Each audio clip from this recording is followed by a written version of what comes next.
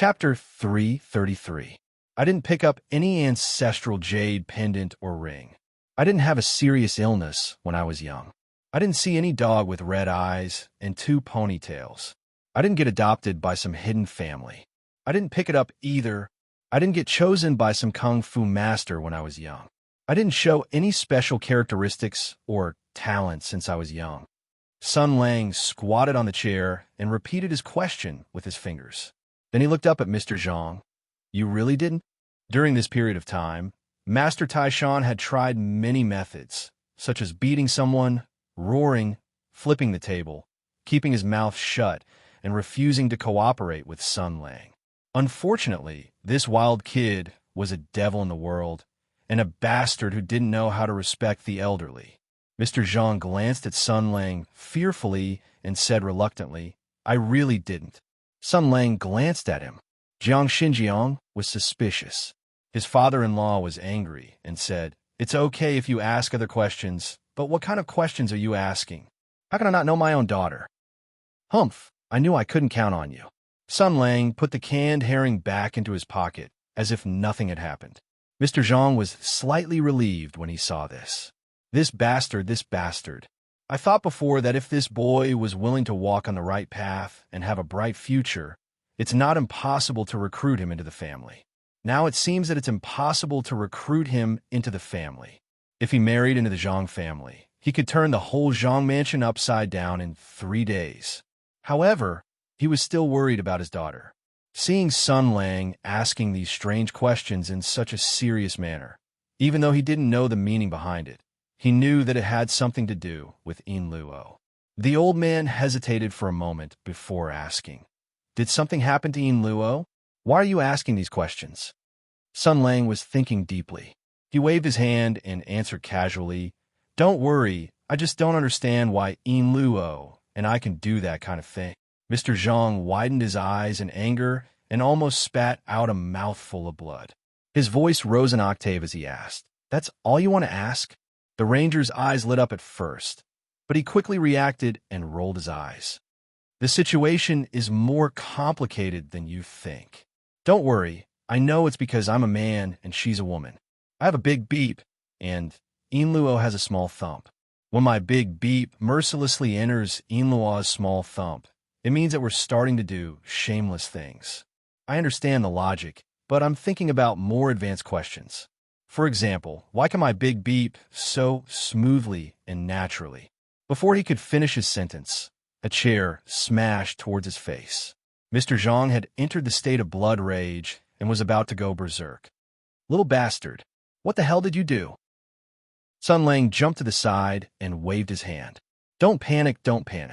As for your daughter, I want to pursue the path of pure love. The kind of plot you're looking forward to will have to wait.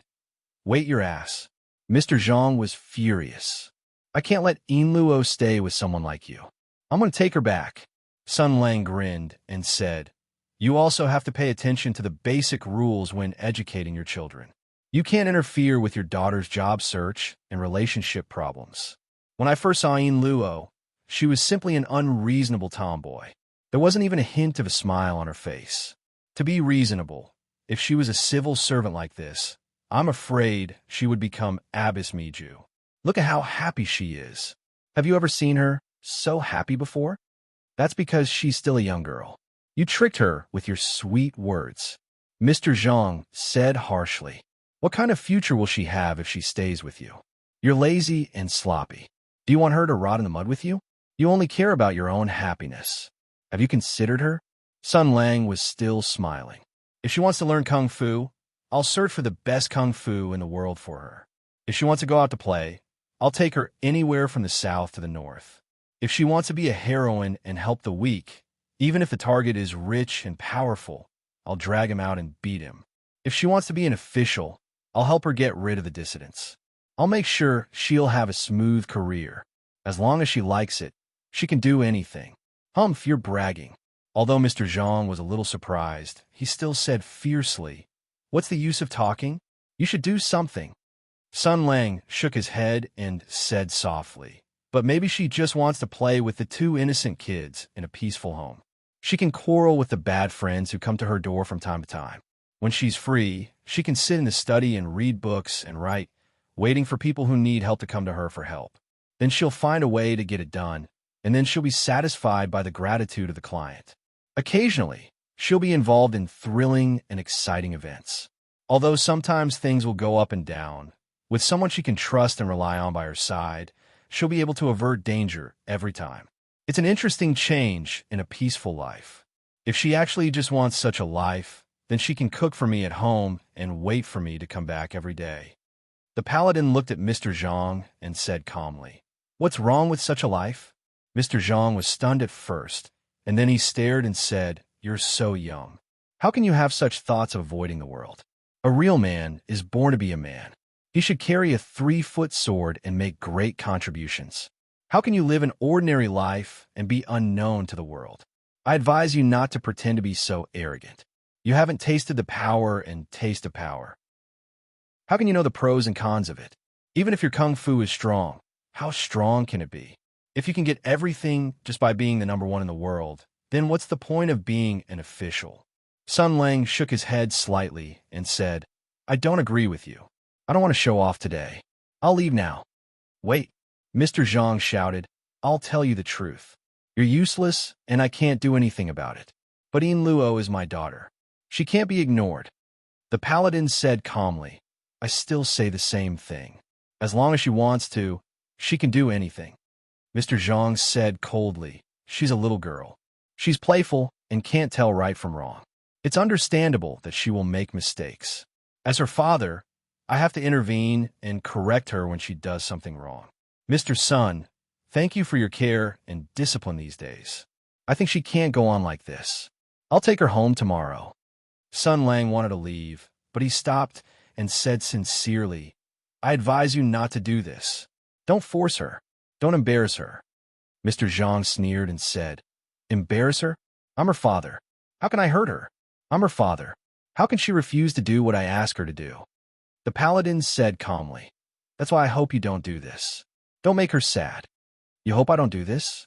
Mr. Zhang was so angry that he laughed. "Who do you think you are? How dare you order me around?" Sun Lang let out a long sigh. There's one thing that's not good about people. They take advantage of others and don't know what's good for them. If you give them a little bit of face, they'll start a dye factory. If you give them a little bit of face, they won't know their own surname.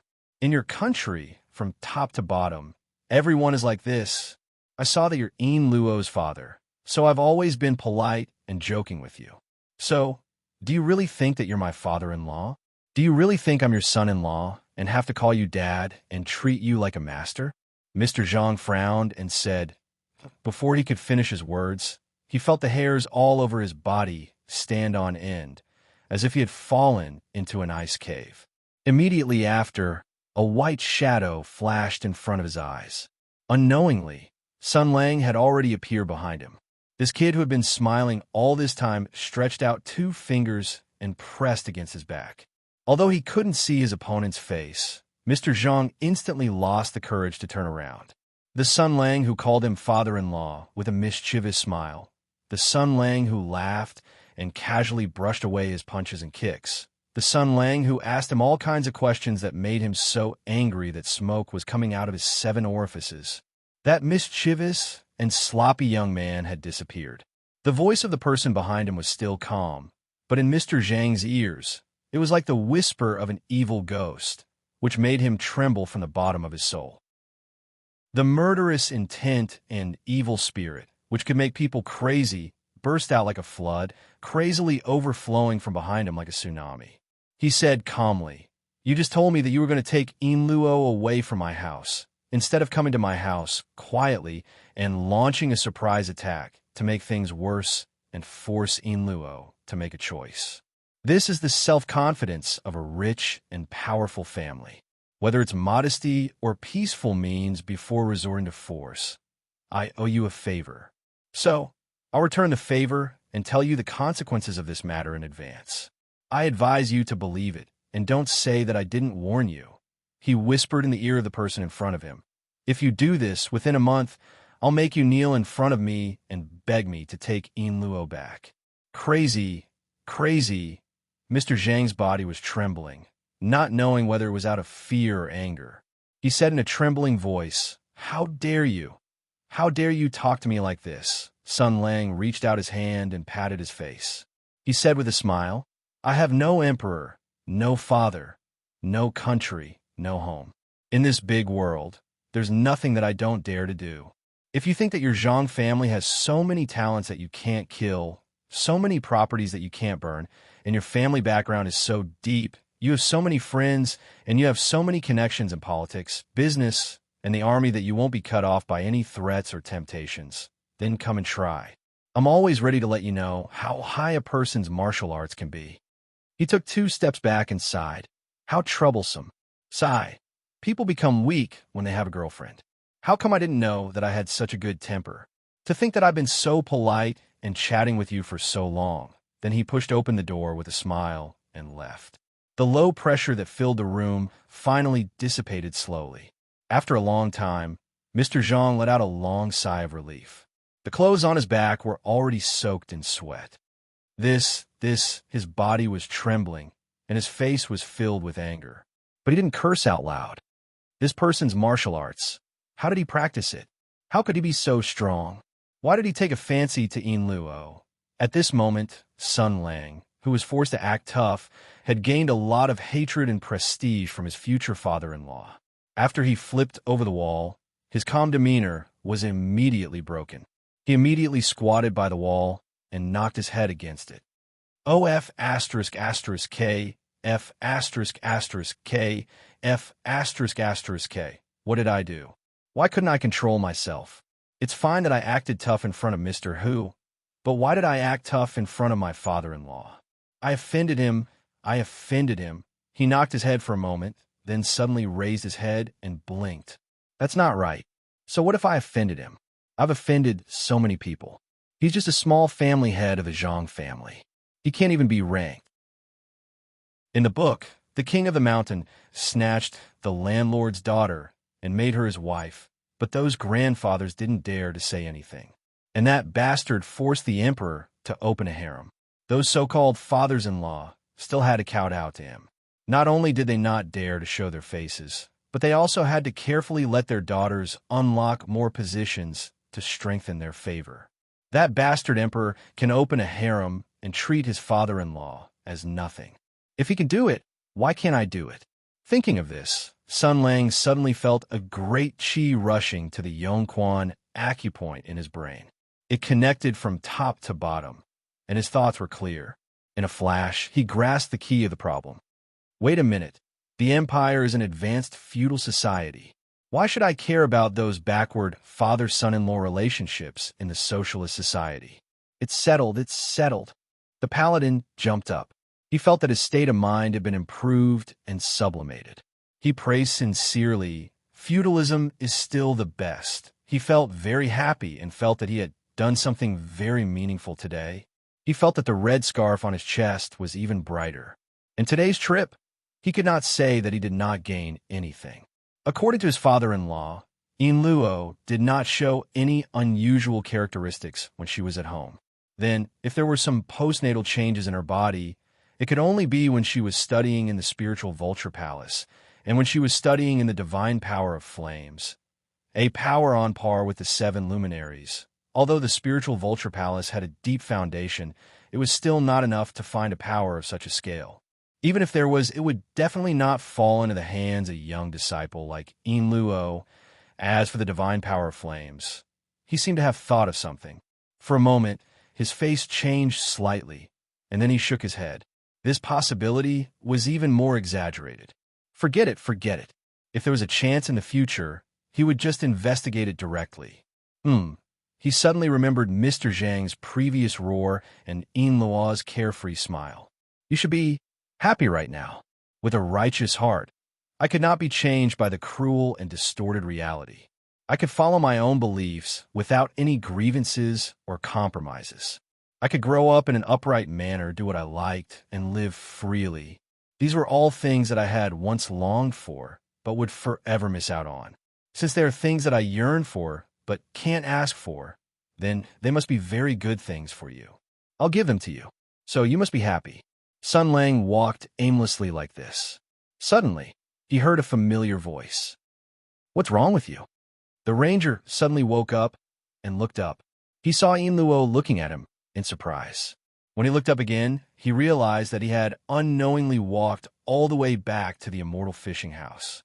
"Forget it, it's fine." He looked at the girl with a puzzled face and smiled. "Luo, next time we go out, let's go together." Zhang, Luo blinked. Although she did not understand what this guy was thinking, for some reason, she smiled knowingly. "Okay." Chapter 334. The two of them looked at each other and smiled. After a while, Zhang Luo came back to her senses. Her face was a little red. She first glanced around and found that no one was watching them. She was relieved and waved her hand. "Why are you standing here like an idiot? Come in. Speaking of which, you're really something. You said you were going to open a detective agency, but now you're running away. You have to settle things in the next few days. You should at least hold an opening ceremony or something. Invite some big shots and try to make a name for yourself. After all, reputation is very important." She counted on her fingers and considered the connections that Sun Lang had accumulated. "Big Head Zhang, stinky tofu seller. This is a little tricky. That woman, Humph, don't mention her. She'll only quarrel with me if she comes. Taoist by Shui is recuperating and has a bad mouth. Don't think about it. In the end, the only one who's definitely reliable and willing to help you is President Hu." Sun Lang looked up to the sky and laughed. His face was calm and his heart was unmoved. "Old Hu, I just acted cool in front of him." Luo thought about it and seemed to think that the president of Mingzhou's Ranger Association was, after all, a private army. She hesitated and blushed. She glanced at Sun Lang and said hesitantly, "Why don't I invite my father over? You're very good at martial arts. After all, you're capable. As long as you act honest and decent, he might." Sun Lang's expression became gentler. "Your father, I just acted cool in front of him and almost beat him up." Then he thought, "Oh, that's not right. Luo still needs to go home to visit her family. If her father doesn't know what's good for him, he might say some nonsense and make the news report wrong. Then wouldn't I be in a passive position? No, I have to strike first and gain the upper hand. Anyway, I'll complain first. His father has a bad temper, and he might even have a daughter complex. The children of elite wealthy families have a lot of bad habits. They look polite, but they are actually arrogant to the bone and look down on me. If I wasn't so good at fighting, I'm afraid I would have sunk into the Daming Lake with a cement block wrapped around me. Luo must be very clear about this. Therefore, I could make use of this point to play the blame game and let Luo believe that it was his father who started it. Actually, this is also the truth. I originally politely came to ask some questions, but he blew his beard and glared at me. He even said so many vulgar words to me. With my short temper, if it were someone else who dared to talk to me like that, I would have already punched him in a bean paste. But now, for the sake of Luo's happiness, I endured the humiliation and compromised.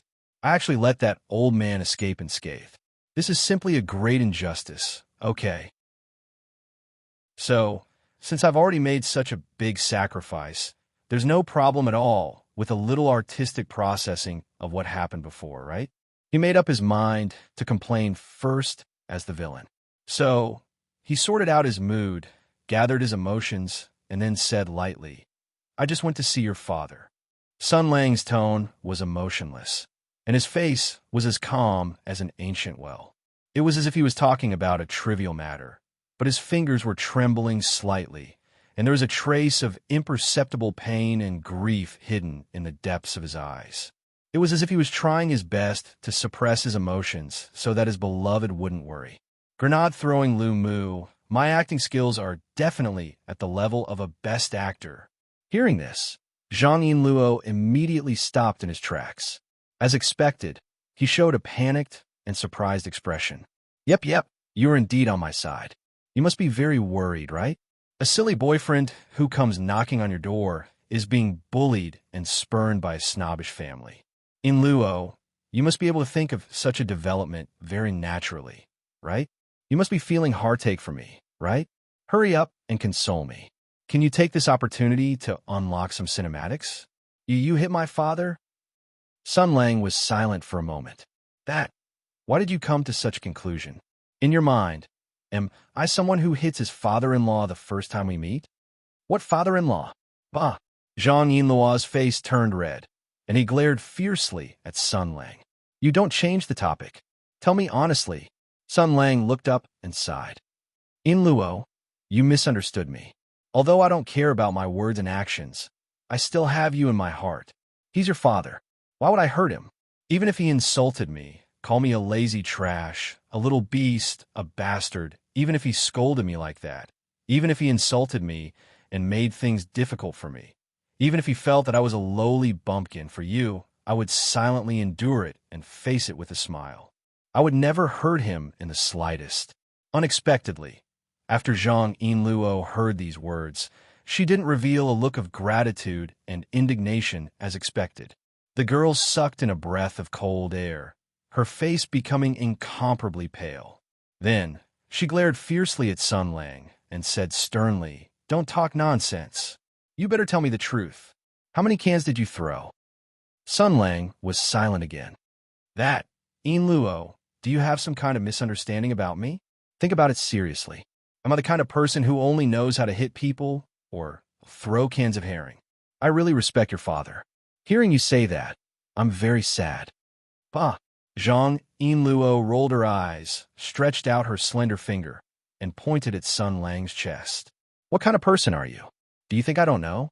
Are you the kind of person who will swallow humiliation? I feel that if you are angered, even if the other party is the emperor, you will not hesitate to drag him off his horse. My father offended you. Do you think you will let him have a good time? Sun Lang was speechless. He muttered, "He's your father. Fortunately, it's my father. If it wasn't for my father, he would have been punched in a bean paste by you." Yinluo saw that Sun Lang still wanted to deny it and raised her eyebrows. What? Do you think I don't know you? That's right, that's my father. For my sake, you don't dare to hit him, but you're full of evil tricks. Even if you don't hit him, you can make him choke to the point that he can't eat. Let's not talk about anything else. With his old-fashioned and stubborn character, you can just use your broken mouth to talk nonsense. You can also talk him into ascending to heaven. In any case, your martial arts are much stronger than his. He can't beat you, right?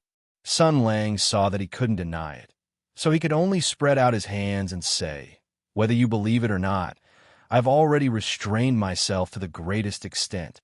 Zhang Yinluo glared at him unhappily. My father didn't say that he will take me back, right? Sun Lang shook his head like a rattle drum. No, he doesn't dare. I mean, he thinks that you can learn a lot of new positions from me, so he is very relieved. Zhang Yinluo looked at him deeply and then sighed softly. That's good. In fact, he must be very puzzled and angry. My family has arranged the future path for me. This is the vision and experience of my father and ancestors. It is the safest path. I am now at the time when I am bravely striving for progress. No one would have thought that I would suddenly resign from the position of constable and run away. They all think that you are the one who deceived me. In fact, if I don't want to, who can deceive me? They must be very disappointed, but I... The ranger saw the fear in the girl's eyes. Many choices in life had to be made with difficulty in contradictions. On the one hand, Yinluo didn't want her family's efforts and expectations to fail. On the other hand, she yearned for a free and wonderful life. On the other hand, she had vaguely perceived the dark side of the world. How dangerous was the officialdom? It was full of intrigue and intrigue. With her current silly character, even if she had the protection of her family and sect, she would definitely not be able to survive. If she wanted to survive and become stronger in the most dangerous and dark circle in the world, she could only change herself. Let the once bright soul continue to be tainted with darkness. This was the destiny of all the children of aristocratic families. As the pearl in the palm of the Zhang family, how could Yinluo not understand this truth? Although she understood it in her heart, she still resisted. When there was resistance, she would want to escape. She didn't want to change her current self. She didn't want to become the person she used to hate. Her eyes flashed with panic and helplessness. She had escaped from her home and even resigned from her position as a constable, causing her father's painstaking plan to fail. She had once been scared witless and uneasy, but Sun Lang had the power to make her family fear him. He was always in a hurry and did whatever he wanted to do. She had an unprecedented sense of security beside this person. Every choice she made didn't require her to bear any responsibility, and it wouldn't lead to any bad consequences because he would take care of everything for you and bear everything for you. Whether this was escaping or cowardice, at least this kind of life was actually very happy, right? Sun Lang pondered for a moment and said faintly, I used to know a person. He was a child of an aristocratic family. He was very smart, very observant, and lived a very clear life. He was a very sensible person. He's a qualified son of an aristocratic family. He's always courteous, but he's always cruel and merciless. He always has a smile on his face, but he's always doing stupid things like giving birth to a son without an asshole. You know, the battlefield is a very pure place. Blood and death can dilute the defenses in people's hearts and bring them closer to each other. There, some secrets and words can't be hidden. He held Yinluo's hand and brought her to the courtyard. The two of them took a stroll. Zhang Yinluo lowered her head slightly and listened to Sun Lang seriously. There was one time when he was very drunk. He was crying and laughing at the same time. He talked about a lot of things that happened when he was young. At the same time, he also loudly vented his dissatisfaction towards me. He usually doesn't dare to say these things, but this isn't the main point. He said that when he was young, his family taught him to be humble and courteous, to keep one's promises, to study the teachings of the sages, and to learn to be upright and smart. At that time, he felt that the world was very beautiful until one day, when he grew up and the world changed. Sun Lang's face flashed with reminiscence. He smiled faintly and said, his father became very strange. The things they taught him changed completely. When he was young, his father said that the delicious peaches should be given to the younger brother. The affection between brothers must be observed. When he grew up, his father told him that 2 peaches were enough to kill 3 men. When he was young, he taught him to be true to his promises. When he grew up, he told him to leave some leeway when he spoke. When he killed someone, he must eliminate the source of trouble. When he was young, he told him to be honest and brave. When he grew up, he told him directly that heroes will not die a good death. The tallest tree in the forest will be destroyed by the wind. He couldn't disobey his family's orders and expectations, so he changed. He became a dirty adult. He was polished by this world into a mellow appearance. Therefore, with the support of his family and his personal struggle, he rose to the top and made meritorious contributions. He was very talented in literature and wrote very well. His martial arts were not weak either. Back then, he became a grand scholar in the military exam. He studied both the art of war and the art of war. He was once a chancellor of the Imperial College. He was known for his courage and integrity in the military. But I know that he himself knows that he is not a good person. When Zhang Yinluo heard this, she smiled faintly. How can you say that about your friend? Sun Lang said faintly, I'm not friends with him. To be honest, he was the one I was most wary of back then. Moreover, the reason I gave him was very puzzling. Later on, we got to know each other a little. Even if we could barely call each other friends, now we are not. If I were to meet him again, I don't know what it would be like. A sharp light flashed in his eyes, but he quickly concealed it.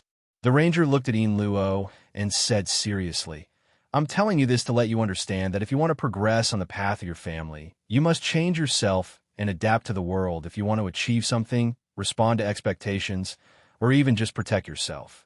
The officialdom is a dark place. The deeper you go, the harder it will be to keep your original heart. If you become a dirty adult, I will be very sad. When Yinluo heard this, her face turned red. She snorted. Then what should I do? Sun Lang smiled, then reached out and stroked the girl's hair. He said faintly, most of the anger in the world comes from one's own incompetence. Yinluo, at least you're very lucky because you chose me. I like the carefree you now, so I will block the darkness you don't want to face from your sight. I hope you will always be like this. When Sun Lang touched her hair, The girl's body trembled at first, but she quickly relaxed. She gently pressed down on Sun Lang's hand and put her cheek on it. She said softly, "Don't underestimate me. I'm not a useless vase. Sometimes I can surprise you." Sun Lang smiled and didn't take it to heart. At this moment, he felt the soft warmth in his palm and swallowed a mouthful of saliva. "Wait, don't be nervous, don't panic. In this situation, does it mean that we have reached a critical point of the plot? Don't panic. I will first look for the strategy book." No. It is better to save it first. Or should I? He took a deep breath and quietly reached out with his other hand. Slowly, his sinful hand reached forward and reached out. Then, "Sun Lang, you are back. I miss you so much." Cheers rang out from outside, and then light footsteps quickly approached. Sun Lang quickly retracted his hand. Zhang Yinluo opened his eyes at lightning speed. "Humph, the person who shouldn't be here is here." PS1. Guess who is the old friend that Sun Lang is talking about? Oh, just in case, I will say this first. I don't intend to clear this person's name. Serious. PS2. Writing a complete villain is also very interesting. But I have to say, even if I spoil it, you will still not be able to guess the plot. Funny. PS3. By the way, I will answer Kinch's invitation to promote his new. Well, it should be a new book. Hesitant.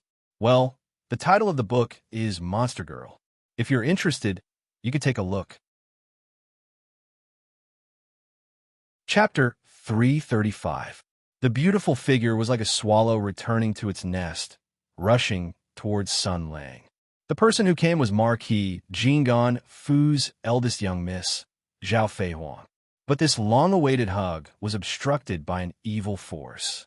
A cold light flashed in Zhang Yinluo's eyes.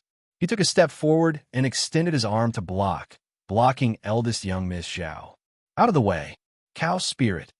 Eldest young Miss Zhao dodged left and right, attempting to use a series of feints to get past Zhang Yinluo. But a battle trash was still a battle trash. With eldest young Miss Zhao's weak battle strength, how could she be Yinluo's opponent? Eldest young Miss Zhao saw that she was unable to break through and turned around to call for help. "Older sister Su, help me block this boring old woman." Su Qingluan's gaze drifted, somewhat troubled. She was clearly unwilling to do this. That eldest young Miss Zhang is actually doing this for your own good. What?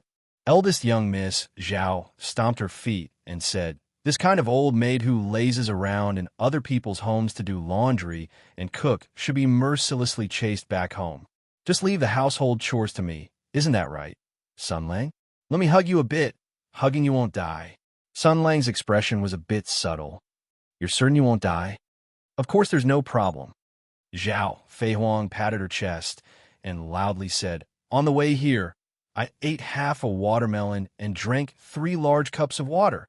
Zhang Yinluo raised his hand and chopped at the top of eldest young Miss Zhao's head. He angrily shouted, "Give me some face." After a bout of chaos, the few people found a place to sit down in the reception pavilion. Zhao Feihuang and Zhang Yinluo first looked at each other angrily. The two of them snorted at the same time and heavily turned their heads to the side. Following this, eldest young Miss Zhao's face was full of smiles. She propped up her chin with both hands and smiled like a flower as she looked at Sun Lang. Sun Lang, why were you gone for so long this time? Did you encounter something fun? Also, how is Ping Er?" Sun Lang looked at the distant horizon. At this moment, the matter of the ordinary Miss Sima Ping learning medicine and seeking a master was already set in stone, just like her chest. However, the only troublesome thing was that her new master had added a few new titles. He had subtly changed from a martial artist and medical expert to a writer, thinker, and revolutionary. Hopefully, Miss Sima Ping could grow into a good doctor and not become a cynical troll. He didn't know where they were now. He smiled and told the worried Miss Zhao about their recent situation. Now that Sima Ping has succeeded in becoming a disciple, she is traveling with her master. There's also a snake and Chow Patao with them.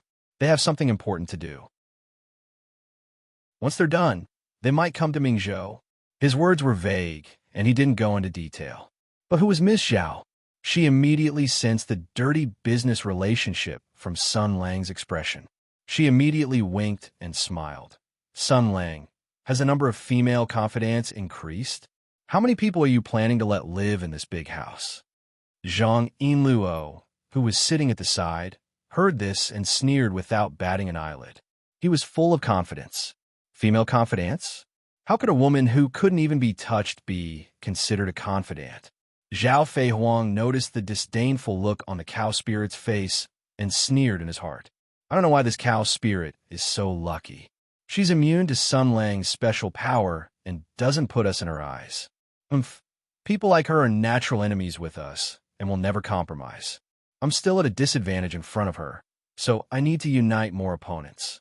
I'll think of a way to defeat this cow spirit and then start the internal competition. Sun Lang's female confidants in Lutown. At this stage, there's still a force that can be united. After the external enemy is gone, we can fight among ourselves. Anyway, if the innate conditions are the same, I'm confident that I won't lose to anyone. Humph, humph, humph. The two girls looked at each other and invisible lightning flashed in their eyes. Then, they couldn't help but sneer at the same time. Although Sun Lang understood that Zhang Yinluo and Zhao Feihuang didn't get along well, he turned a blind eye to it. He was happy to see it happen. He had seen a lot of youthful romance novels in his previous life. It was unrealistic and not a good thing for girls to be happy and harmonious. Most of the benefits that the male lead received came from the jealousy of his harem. In this kind of situation, pretending to be slow and silently getting rich was the best thing to do. As for the negative example, it was the student Ito Makoto who courted death. Everyone knew that this person's ending was not something that a wise person would do. However, Sun Lang was still an amateur. Although he was clear about the tricks, he still didn't have enough experience.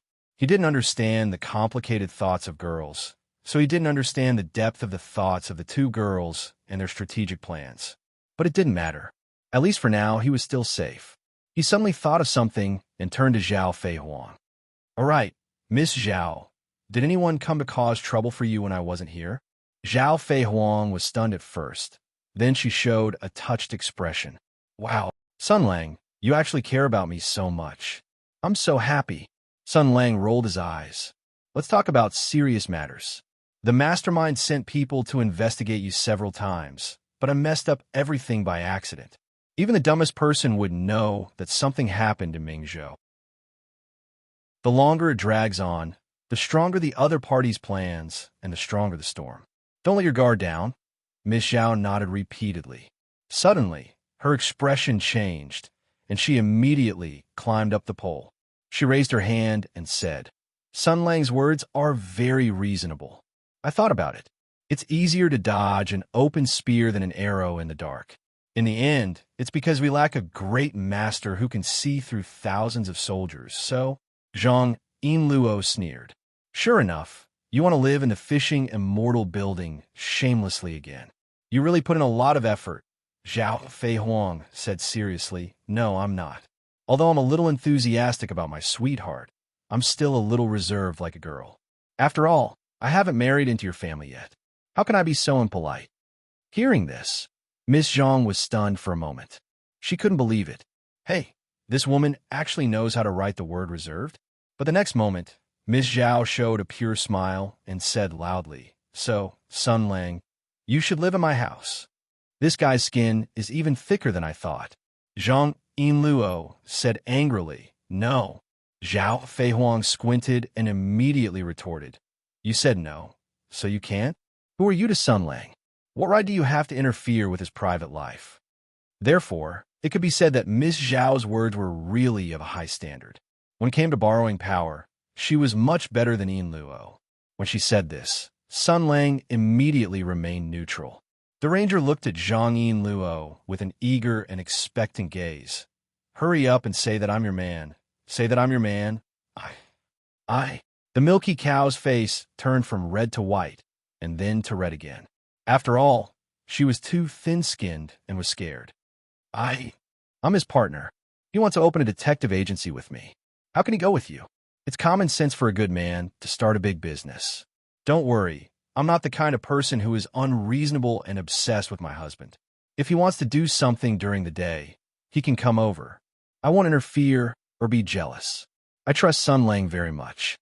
Zhao Feihuang got into character at lightning speed and said with a gentle and virtuous face, "My husband is reliable in big matters and muddle-headed in small matters. Occasionally, he will be silly. Sister, please bear with him. Sister, your head."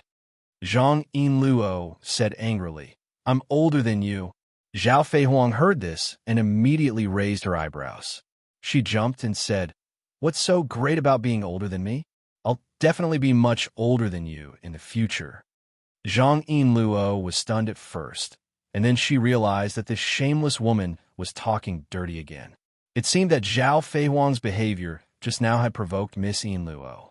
She became hot-headed and stuck out her chest, retorting, "You're narrow-minded and narrow-minded. How can your chest be big? Critical." Young Miss Zhao did not expect Big Cow Zhang to spout such vulgar words. In a moment, she was both shocked and angry.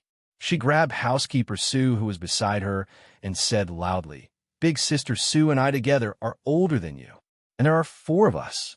Can you do it?" Housekeeper Sue was burning with anger and shame. "Eldest miss, please have some self-respect." After she finished speaking, she fiercely glared at Sun Lang. From the beginning to the end, this steward Sue's impression of Sun Lang was extremely bad. Although a great kindness should be repaid, it was a different matter to repay it with one's body. This person's surnamed son's body was filled with lewd and demonic cultivation methods. All day long, he had a mischievous smile on his face, and he was unrestrained. He was definitely not a good match. Butler Sue was worried and said angrily, "How long are you going to pretend to be deaf and dumb?" Sun Lang frowned slightly and said, "Let's do it this way. Miss Zhao and Butler Sue can stay here for a few days. With me here, even the heavens can't touch you." Butler Sue's face relaxed a little, but he still sighed. "How can we guard against thieves for 1,000 days? The ranger waved his hand. At this time, he was also a little irritated. "I have my own ideas. I'll think of a way to end this once and for all." Although he said this, he also thought of the crux of the problem. How could it be so easy to end this matter?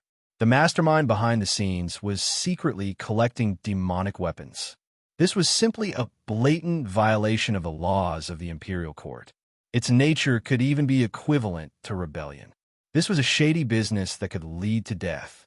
How could the mastermind behind the scenes sit and watch the news leak out? How could they let it go? It was definitely not an easy task to make the other party back off in the face of difficulties, and it was even more difficult to completely resolve Miss Zhao's worries. Purely using force and killing would only make things worse, and in the end, it would cause things to spiral out of control. Negotiations and transactions required contact and communication, and this was exactly what he was most unwilling to do. Forget it. It was better to threaten Old Who to take the blame. In any case, he had already agreed to this matter long ago. It wasn't that he was forcing him. Sun Lang, who was deep in thought, did not notice that Zhao Feihuang and Su Qingwan had simultaneously cast a complicated look at him. The 2 young ladies of the Marquis residence seemed to have a tacit understanding. They bit their lips at the same time, as if they had made some kind of decision. When Sun Lang seemed to have sensed it and cast his gaze over, the 2 young ladies instantly regained their calm. Zhao Feihuang tilted her head. "Then I'll go back and pack my things." Sun Lang nodded, not at all conscious of being a freeloader. "And bring some cooks and ingredients along." "Oh, right. The detective agency will be opening in a few days. It also needs to be decorated. You have a lot of lackeys under you. Transfer some people over to give advice. Oh, let's just celebrate tonight. Ah, it's a pity that Chao Patao and the others are not here." Zhao Feihuang narrowed her eyes and nodded repeatedly, revealing a smile. She was eager for Sun Lang to say that he would move the entire Marquis Jing'an's residence over, so that she could drag her family over to seek shelter. Thus, that night, the Immortal Fishing House held a lively banquet. Sun Lang cordially met with the heroes from all walks of life in Mingzhou. There was the retired soldier Hu Shouxin, who had gathered private armed forces and challenged local governance. There was also the private entrepreneur Zhang Yinluo, who had a background in the underworld and had washed his hands clean. There was also the typical representative of the old feudal aristocratic forces in Mingzhou, the Marquis Jing'an's residence's eldest, Miss Zhao Feihuan. There was also the feudal bureaucratic force, a former civil servant of the government, and the resignation note Zhang Yinluo, who had abandoned the dark for the light. There was also the rogue proletarian revolutionary Sun Lang, who harbored dissatisfaction with society and the country and constantly dreamed of slaughtering his way into the capital and killing the emperor's entire family. It was truly a galaxy of talents. This reminds me of the companions that surrounded me in the past. They were all as upright, brave, and kind as all of you. They had a bright future and great dreams. At that time, we worked hard together to make this country better. Everyone was a good youth full of righteousness. Now, it is said that they have all achieved remarkable results and are active in the court, displaying all of their light and warmth, contributing to the construction of imperialism and feudalism. I am also very gratified. That was what Sun Lang said. Not to mention whether other people would think that this was Sun Lang's habitual nonsense. Hu Shouxin's expression was somewhat unnatural, and he even seemed to secretly spit. By the way, Madame Hu also came. However, Hu Shouxin's eldest daughter, Huda, whom Sun Lang could not forget and whom he had given a name to, was still raised in her home and unknown. After Sun Lang asked a few questions, he saw the murderous look in old Hu's eyes. Considering that he had already offended a daughter Khan during the day, he decided to let it go this time. Thus, under the lead of Sun Lang, everyone first toasted Diju Temple, who was happily recovering from his injuries under the care of many beautiful nuns. Then, they toasted Sima Ping, who was ambitious and dedicated to the cause of breast enhancement in surgery and internal medicine, and who was diligent in her studies. Then, they toasted all the dead fools and bastards who were still alive. After that, they continued to eat and drink. Miss Zhao devoted all her enthusiasm to the battle with Zhang Yinluo, while the other girls gathered around to watch the show.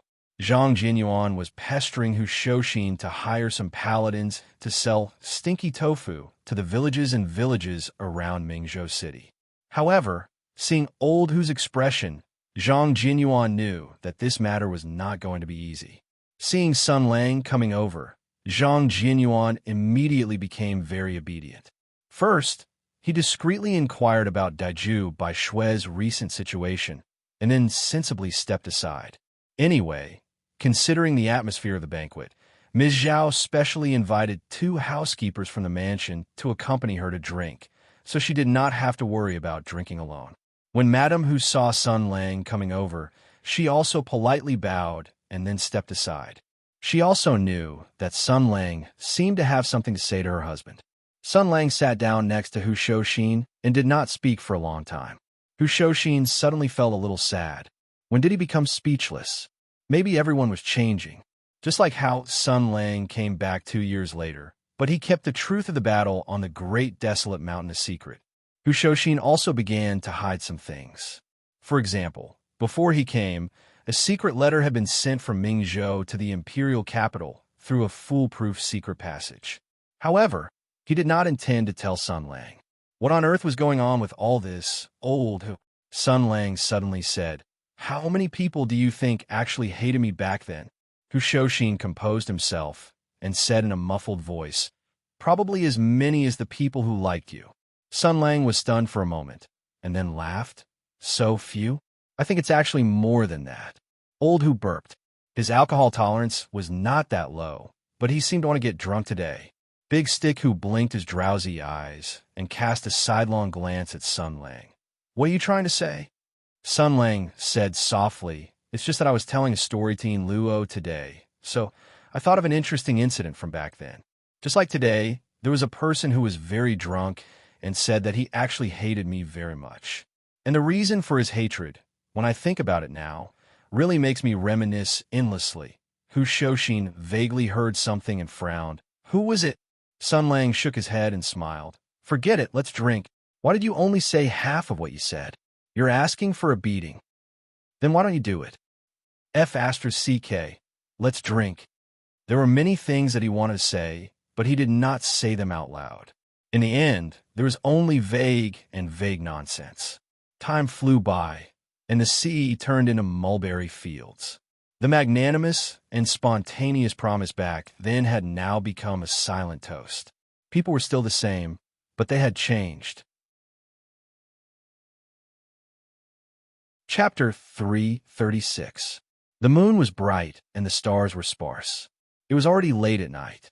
This was the most glorious capital in the world. The capital of the Hotu Empire, the imperial city of Han, was the capital of the most powerful country in the world. The government orders issued here constantly affected the operation of the country and even the order of the world. No matter if it was slandered, feared, coveted, or hated, it would always stand above the earth. It was always powerful, always glorious, and always dazzling. It seemed that it would never fall. It was already late at night, but there were still countless people in the capital who had not yet fallen asleep. The politics of the imperial court did not distinguish between day and night, and the intrigues of the temples never stopped. Sometimes, if you fell asleep, you would be caught off guard by your opponents. Sometimes, if you fell asleep, you would miss a fleeting opportunity. This city was like a giant beast that constantly devoured everything. It devoured the huge resources gathered from all over the country and every person who fought and burned in this city, their life, youth, spirit, and even everything. No one had a choice, but everyone was willing to do so. The magnificent general's mansion of Tensei was brightly lit. The staff and diners who stayed up all night were processing information, analyzing intelligence, and discussing one proposal after another. Some people jokingly called this a second Ministry of War. This was not an inappropriate way of saying it. The owner of this place was the emperor's favorite daughter. In the later stages of the Tianyuan War, Empress had made outstanding military achievements and spread her fame far and wide. With her mature and ruthless methods, her illustrious achievements, and her noble and beautiful figure, she was loved and respected by a large number of soldiers and even the people. After all, since ancient times, a beautiful and powerful princess would naturally receive the unspeakable lust of almost all male creatures. This was not a strange thing. What's more, now that the war had ended, His Majesty was getting older, and the position of crown prince was still up in the air. All the princes and princesses who thought they were virtuous were eager to make a move. In this complicated environment where the struggle for the throne was imminent, and the war was over and military power was being reclaimed, Tensei Province still held the military power of wartime. In fact, its actual power had increased instead of decreased. This made most of the politicians who were trying to figure out the emperor's intentions smell the scent of opportunity. So a large number of speculators flocked over. In less than 2 years, the power of Tensei Province continued to soar. For a time, it was as busy as a marketplace. Talents from all over the world came to join it. It had become a force that could not be ignored in the imperial court. The famous name of Tensei was often mentioned by more and more people. Empress Tensei also became a hot candidate in the battle for the throne. The first empress since the creation of our dynasty. Just thinking about it made me feel King excited. There were those who were happy, those who were watching the show, those who were disdainful, and those who were eager to make a move. However, almost all of the praisers and detractors did not know that the title of Tensei was actually established in recent years. There was actually no history before this. According to gossip, the name of Tensei was personally recommended to the imperial court by a very prestigious and famous person in the military as the title of the resourceful empress who had outstanding military achievements. Tensei was the emperor's strategy and the emperor's courage. It was said that when the emperor heard this, he was very happy and felt that this title was very appropriate and had a very auspicious meaning. Therefore, he bestowed the title of Empress Tensei on his daughter, who was the best at fighting, and set up Tensei Province. He gave her the military power to make decisions on the spot, which was rare in the history of the dynasty. Now, there were even people who felt that this Empress Tensei, who had outstanding military achievements and a very high reputation in the military and among the people, had the possibility of conquering the country. Countless tallow candles lit up the vast main hall.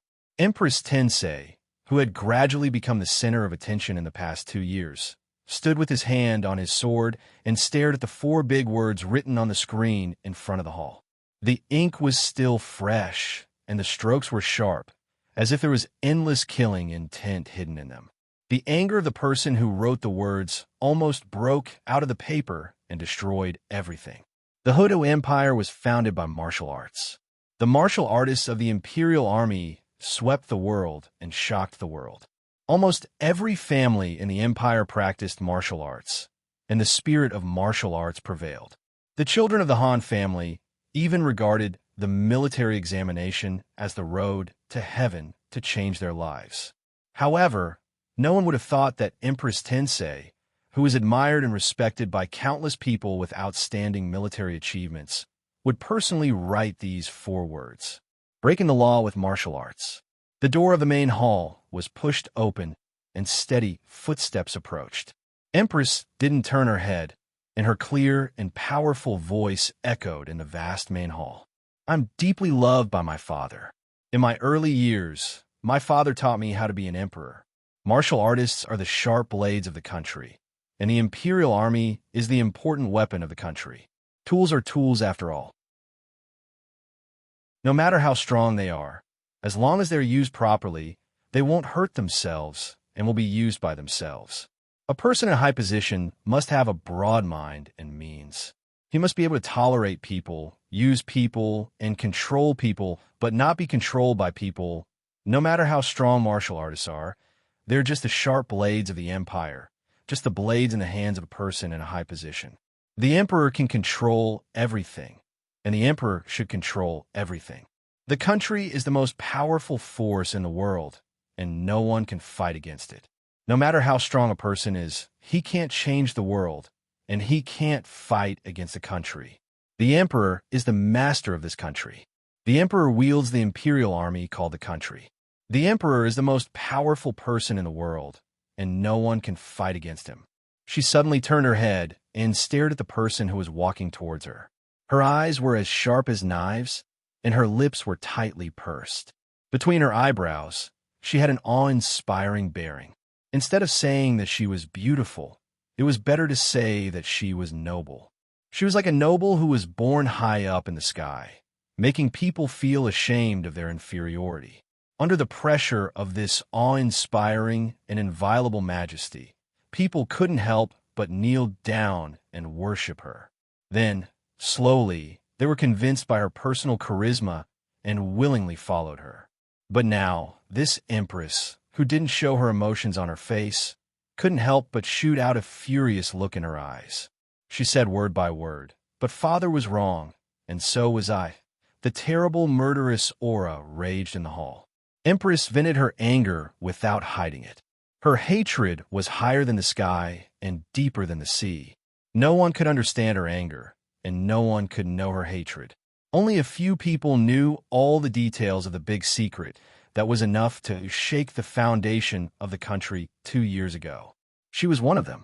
She bore everything, carried everything, and tasted everything. Facing this terrible persistence and murderous aura, the newcomer just sneered. You still can't forget him. He was the one who gave you the name Empress Tensei. Yes, every time I think about it, I feel nauseous and disgusted. Empress gritted her teeth and roared. Even if I cut him into pieces and grind his bones to dust, it won't be able to quell the anger in my heart. That traitor of the country. Even if all the crimes committed by all the treacherous officials, rebellious officials, powerful officials, and rebellious officials of this dynasty were put together, they could not be compared to him. This damned bastard. He would be cursed by this country for all his life. I can't wait to go to hell and kill him 10,000 times. You are afraid. The person who spoke was still unhurried, and his tone was calm. Curses are the cover for the weak. This is called being tough on the outside, but weak on the inside. What's more, the target of the curse is a dead person. With your temper, why would you do such a boring thing? You are afraid. You are hiding the fear in your heart. Is that so? What are you afraid of? Hearing this, Empress Tensei's face changed abruptly. She stared at the person in front of her and clenched the sword in her hand. Are you provoking me? We are grasshoppers on the same rope. Why would I provoke you? I just wanted to calm down. Your fear has affected your judgment. The person said faintly, I understand. I understand. I know what you are afraid of. We are all tasting the bitter fruit of the wrong decision. We want to work hard to bear the responsibility that we should bear. Although this country looks incomparably beautiful, it is slowly sliding into a bottomless abyss. We try our best to turn this big ship around, because the river in front of us looks beautiful, but in fact, there is a terrible waterfall cliff not far away. The person looked at Empress's eyes that almost wanted to eat her alive. She said calmly, Then you found that the person who pointed the direction of this ship to the cliff 2 years ago, then cut the rudder and finally jumped into the water, didn't seem to drown. Instead, he is still hiding in the bottom of this ship. He is thinking about when to come out and give us a big surprise. You're talking nonsense. The Empress concubine pulled out her sword with a clang. The sharp sword light shone on her face, making her look cold and sinister. That person is already dead. He is definitely dead. He must die. He can't be alive. You and I both know that nothing is absolutely impossible. Facing the sharp sword, the person was still calm. No body was found. No witnesses. The few survivors either don't know anything or have gone crazy. He is still in a coma. What if he is not dead? There is no what if. Empress said sternly. We have paid such a heavy price. We have paid such a tragic sacrifice. We have never suffered such a crushing defeat, even when we fought against the sky demon and the extraterrestrial for decades. Can't we kill a person with such a heavy price? I don't believe it. It's just like when you picked him up and decided to make every possible effort. You don't believe it, but it doesn't mean that it won't happen, the person said casually. You don't believe that he can survive on the battlefield. You don't believe that he can persist for half a year. You don't believe that he can keep his sanity. You don't believe that he can stand firm. You don't believe that he can establish his own prestige. You don't believe that he can grow to be feared by the Imperium. You don't believe that he can be killed by such meticulous arrangements.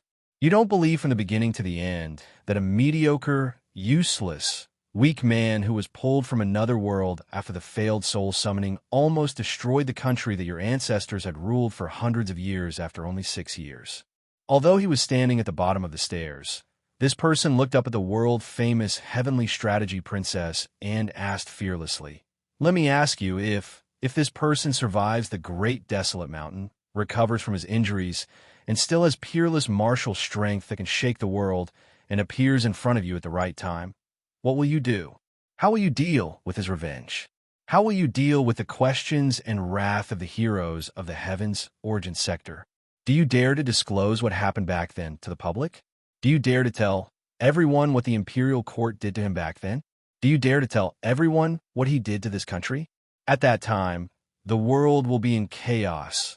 The people's hearts will be unstable. There will be foreign enemies on the side, and there will be internal strife. How will you protect this country? Empress Tensei was forced to lose her mind by the series of questions. Her face showed weakness and confusion that had never been seen before. Such a heavy burden, such a complicated cause and effect, and the impact of the decision 2 years ago had affected the present and would definitely affect the future.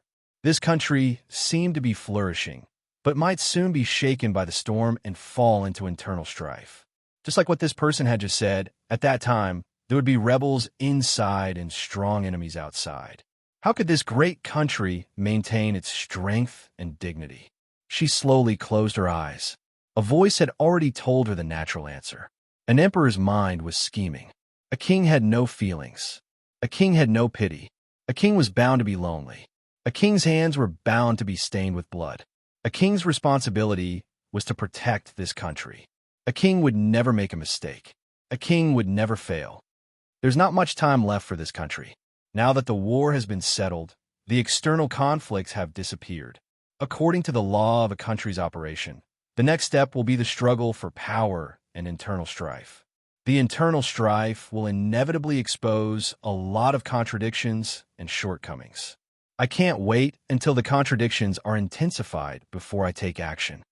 She said slowly, the strong foundation of the empire no longer exists. We need new strength and new changes. In order to deal with the possible turmoil in the future, we need more centralized power and more efficient national machinery. I'm determined to carry out the reform. The emperor's concubine suddenly opened her eyes. The weakness disappeared and the confusion disappeared. Only a steel-like determination remained in her eyes. She wanted to sweep away all the accumulated shortcomings and redundancies of this country before the shortcomings and contradictions broke out. She wanted to find a more powerful source of power for this country. Good eyes. That's good. The person smiled calmly. It seems that you've come to your senses. Do you know the price? I've known it since 2 years ago. Empress Tensei said coldly. How can there be no bloodshed in the reform of the past dynasties? First of all, I want to eliminate all the unstable factors. The person took out a letter from his sleeve with a smile and shook it. Then let's start with this letter. I intercepted something interesting from Ming Zhou. Empress took the letter and glanced at it. She snorted coldly. The series of failures in the Mingzhou operation was indeed caused by Hu Shouxin. Let's start with Hu Shouxin. Hu Shouxin had a close relationship with him back then, and he was a stubborn person, whether he's still alive or not. I want to wipe out all the people who remember him and miss him. I want to eliminate all the unstable factors and make him a complete loner. A strange light flashed in the person's eyes. Hatred is such a wonderful thing. The heavenly strategies Empress Concubine's left hand shook, and the letter had already turned into scraps of paper that filled the air. She raised the sword in her hand, and a cold light flashed. The screen that said, "Using martial arts to violate the law," suddenly shattered.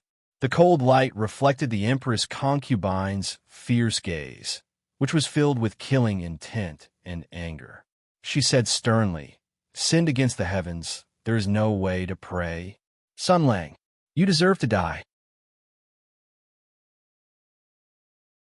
Chapter 337. It was already late at night, and Mingzhou City was already asleep. In the silent and dark night, the immortal fishing house was still a mess. What is the most important new industry in the 19th century? It's the media. The deafening voice came from the great teacher of capitalism, Sun Lang. The one who was listening piously was the private capitalist Zhang Jianyuan, who had already washed his hands clean. At this time, Master Sun was sitting on a stone bench with a pot of wine in his hand. He was waving his hand vigorously, while Big Head Zhang was obediently kneeling on the ground, listening to Teacher Sun's lecture. If this scene was drawn into a painting 100 or 200 years later, it would probably be called a ghost of capitalism roaming above Mingzhou. Today, Sun Lang was still conveying his anti-national and anti-social advanced ideology. I'm not targeting anyone. I'm saying that the newspapers nowadays are all F***king garbage. Let me ask you, what is the most important thing about journalism? It's something that attracts attention. What is the least important thing? It's the truth. Newspapers are F***king manipulating public opinion, guiding public opinion, advertising, spreading rumors, making money, smearing your competitors, and becoming your sharpest weapon. Seeing that Zhang Jianyuan was a little dumbfounded, Sun Lang shook his head and gave him an example. If half of the people in Mingzhou City are reading your newspaper, and you say in the newspaper that the embroidery hall's stinky tofu is delicious, roar, then you hire a few sour scholars to brag about it, and your business will prosper, right? If you say in a newspaper that a certain restaurant has good food, good wine, and good hostesses, how will the restaurant's business be? Since it will prosper, why don't you charge the restaurant for advertising? If you say in a newspaper that Ayu of the Yihong brothel is good at playing the flute, will the girl's business be good? In that case, if you go to the brothels in the city, will the girls serve you like you're their ancestor? He shook his head and beat his chest. F***CK. This backward feudal society is a pure land that hasn't been developed yet. how many business opportunities, how many benefits, how much wealth, and how many breasts were worth exploring and owning. F*CK. I feel like I've missed out on 100 million. Hearing this, Zhang Jinyuan's eyes gleamed. He was sincerely convinced and said, Teacher Sun's wisdom surpasses mine by 100 or 1,000 times. If you dabble in the business world, you'll definitely be successful in every endeavor.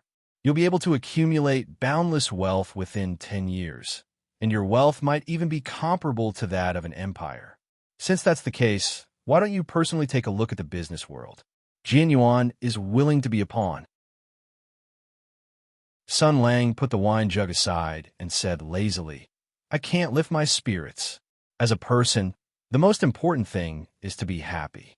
As for the pursuit of life, of course, it was also very important, but one shouldn't be too stubborn. If one had to strive for first place in everything, one would be the one to suffer in the end. In my opinion, in this life, you just need to achieve the highest achievement. Just like you didn't have a future in the underworld, so you changed your career and became a businessman. So in this life, you just need to become the world's #1 dirty capitalist. Zhang Jianyuan found it reasonable and said with a smile, So, you've already achieved your highest achievement?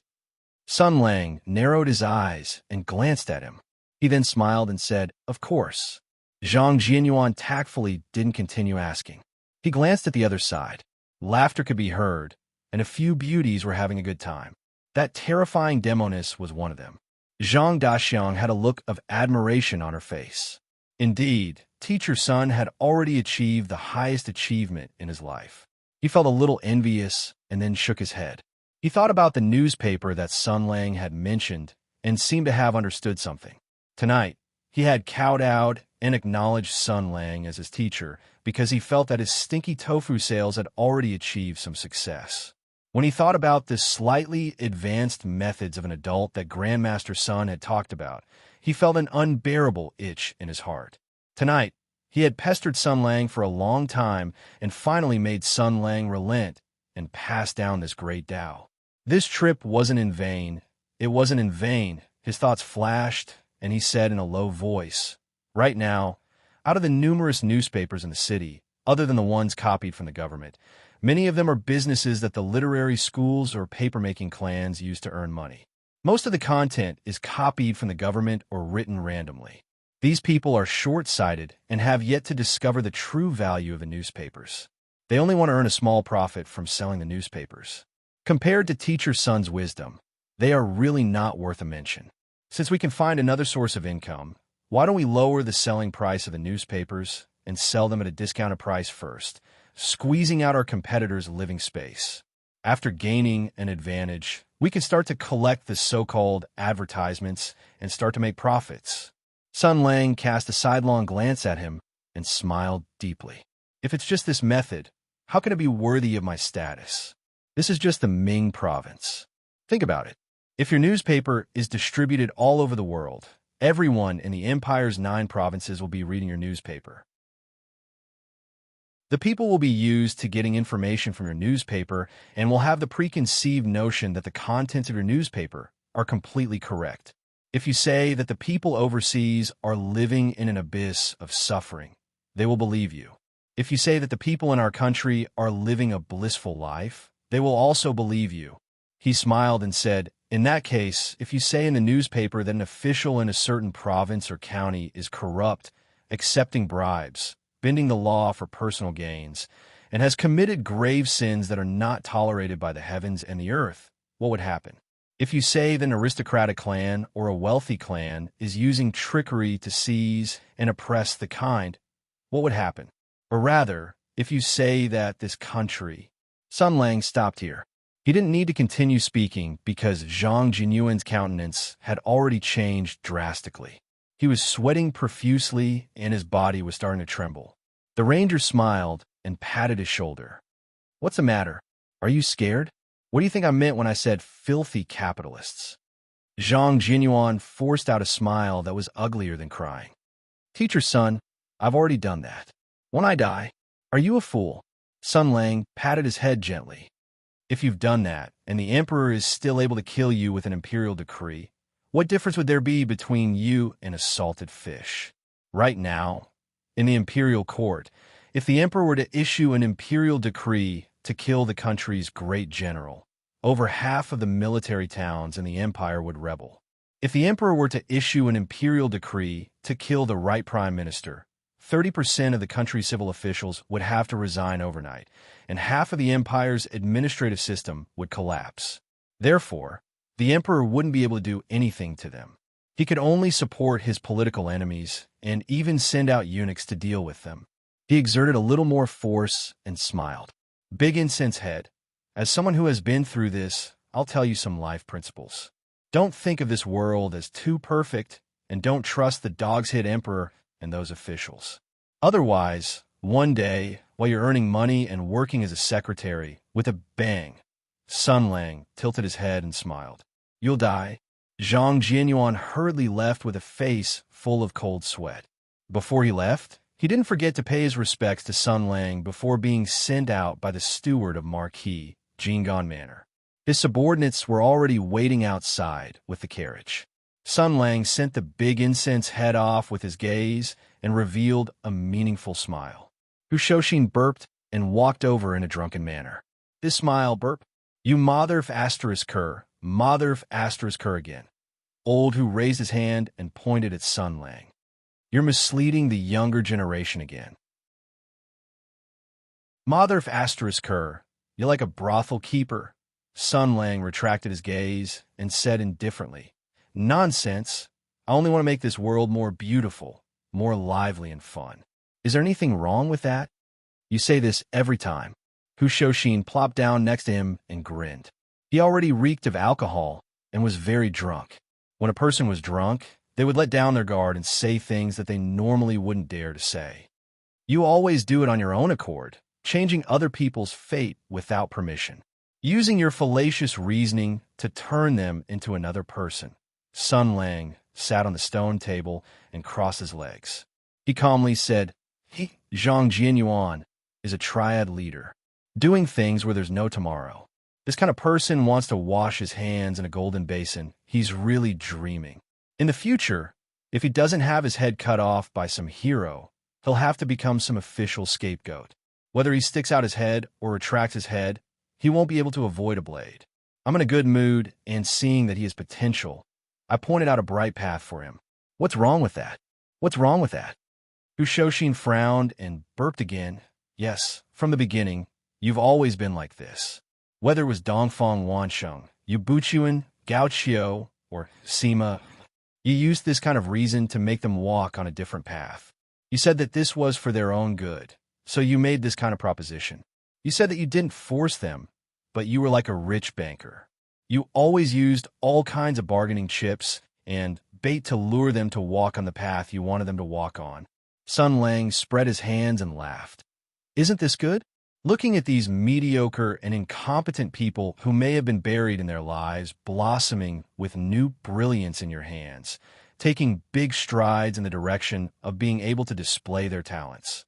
Don't you have the pleasure of cultivating cards? Just like Zhang Jianyuan just now? Hu Shoshin closed his eyes and sneered slightly.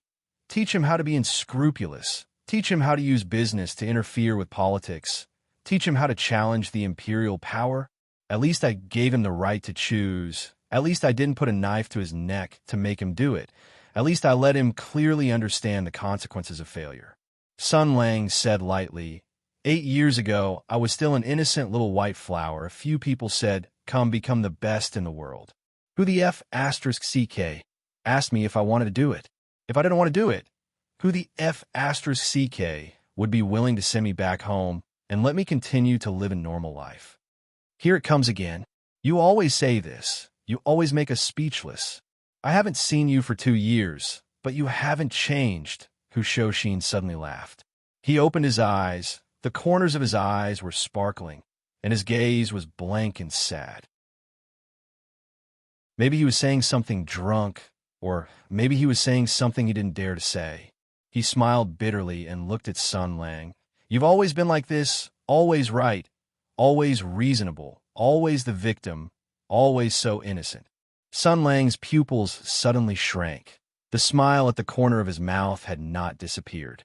Before he came back to his senses, his hand had already pressed on the right side of Hu Shoshin's neck, and then he realized what he was doing.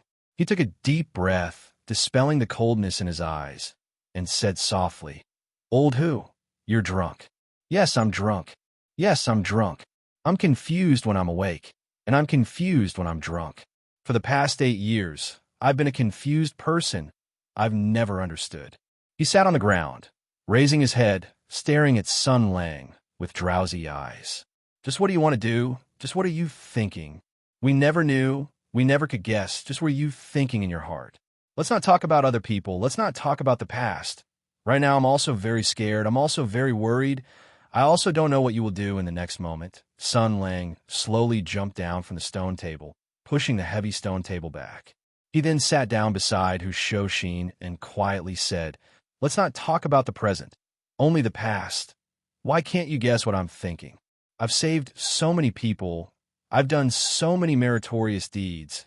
I've made so many friends, and I've even recognized so many relatives. I'm helping you fight the sky demon. I can't go home. Why don't you believe me? Why do you still say you don't know what I'm thinking? Because you're not like us." Hu Shoshin muttered, "You say things that no one understands, do things that no one understands, contradict the emperor, don't respect your superiors, go against generals for the sake of soldiers, do whatever you want, curse whoever you want." There was a guerrilla general who accidentally broke a farmer's leg while riding a horse, and he had to pay for it. All he did was talk about this in the central tent and laugh a few times, and you directly broke his leg in front of all the generals, not giving any face to anyone. Just who are you on the same side with? I know you're right, but at that time, we were at war. How can a guerrilla general's leg be compared to a farmer's leg? Everyone was risking their lives. He bumped Sun Lang's shoulder and laughed in a low voice. "Tell me, how many similar disasters have you caused?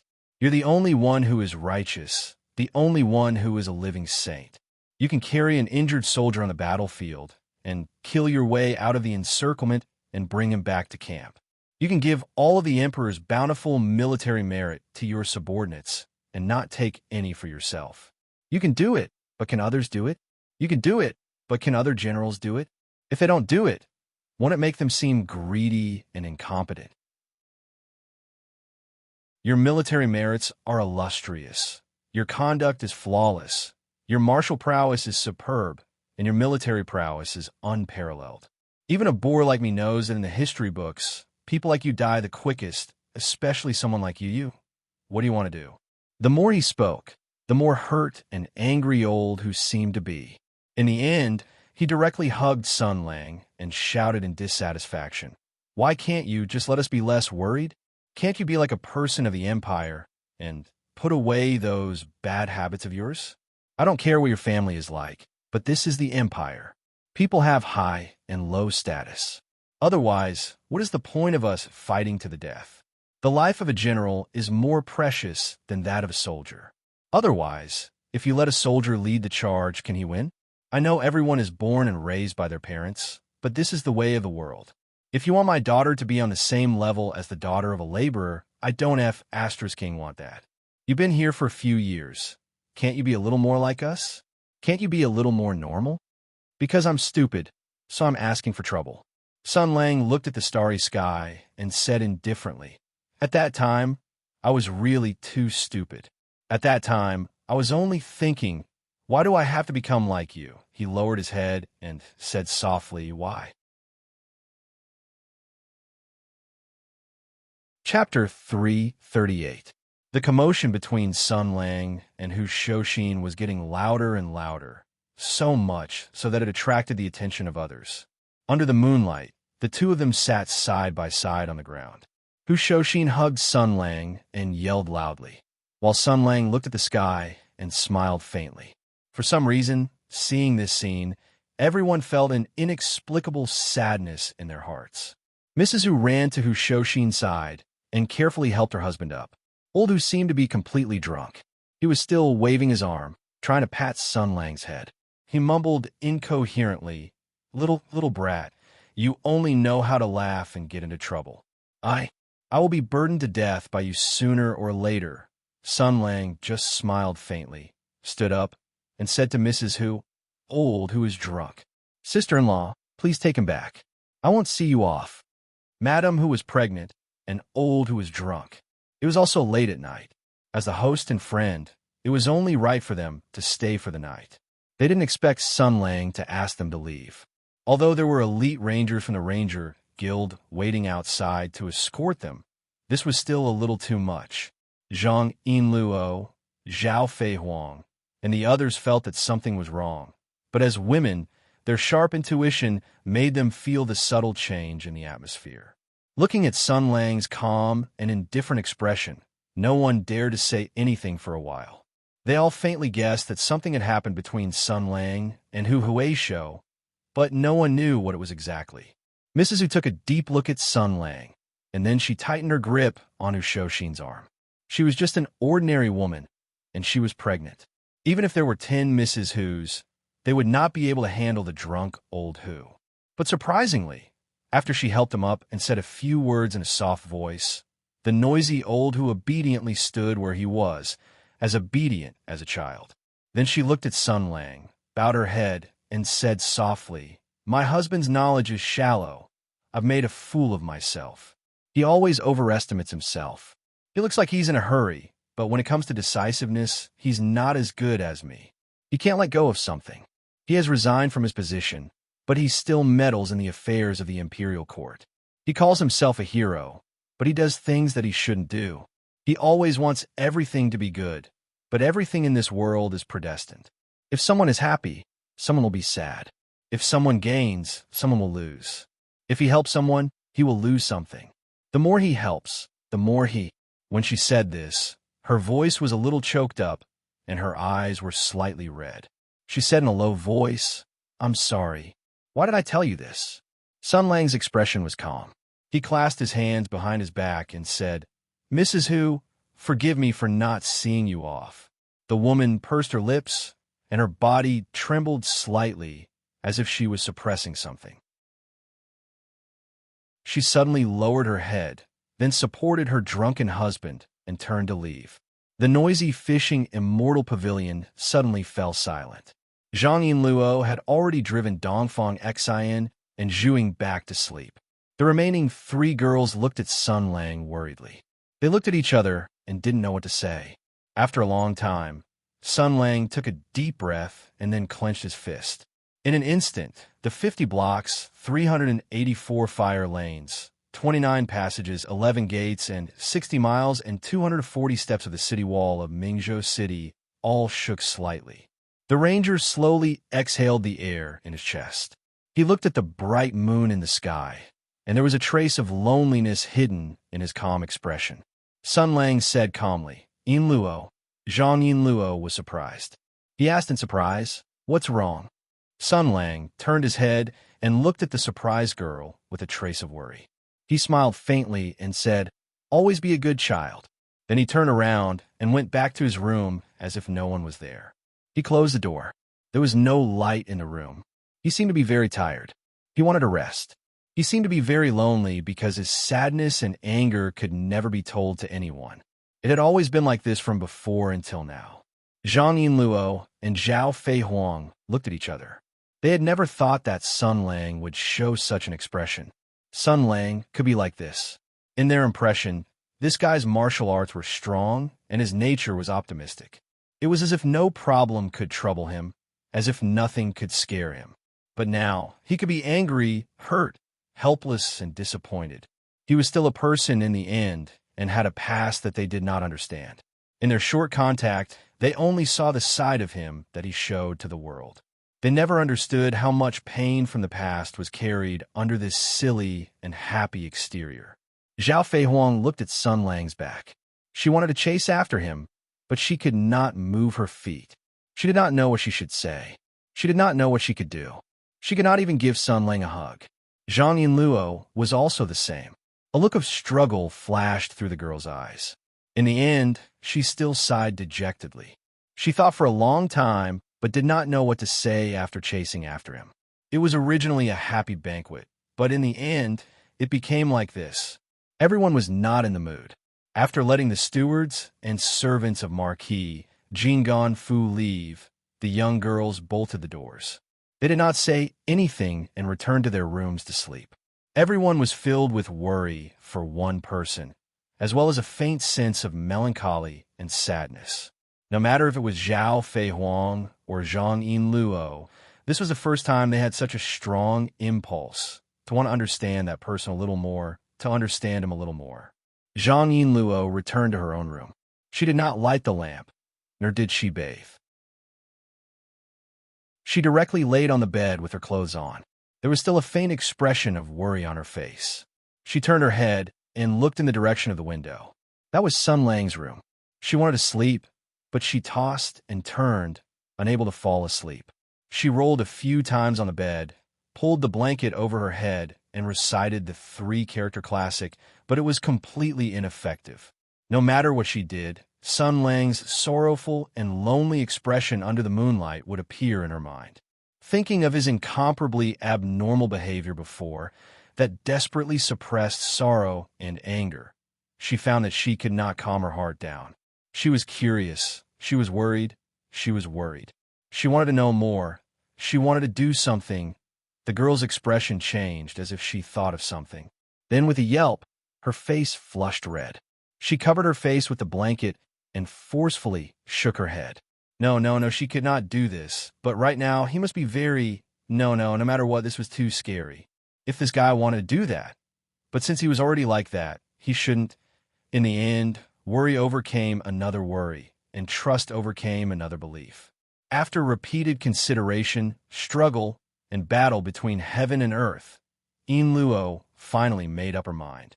She was prepared to do something bold that she had never done before in her life. She was going to sneak into Sun Lang's room in the middle of the night, ask some things clearly, and see if there was anything she could do. Although this was really bold and crazy, and this kind of situation was both ambiguous and dangerous. Entering a man's room in the middle of the night, especially when this man was so lustful, who knew what terrible things he might do. But when she thought of Sun Lang's appearance just now, she felt an indescribable sadness and worry. In the end, she decided to go all out. If he dares to act recklessly, I'll kick him. Yes, don't be afraid, don't panic. I'm doing this for his own good. It's completely out of worry. This is the code of brotherhood between friends. It's all for friendship. That's right. After finding a lot of reasons and a plan of action for herself, Zhang Yinluo slowly rolled down from the bed and tiptoed to open the door. The bright moonlight shone on the stone path of the small courtyard. She held her breath and walked out of the small, independent courtyard.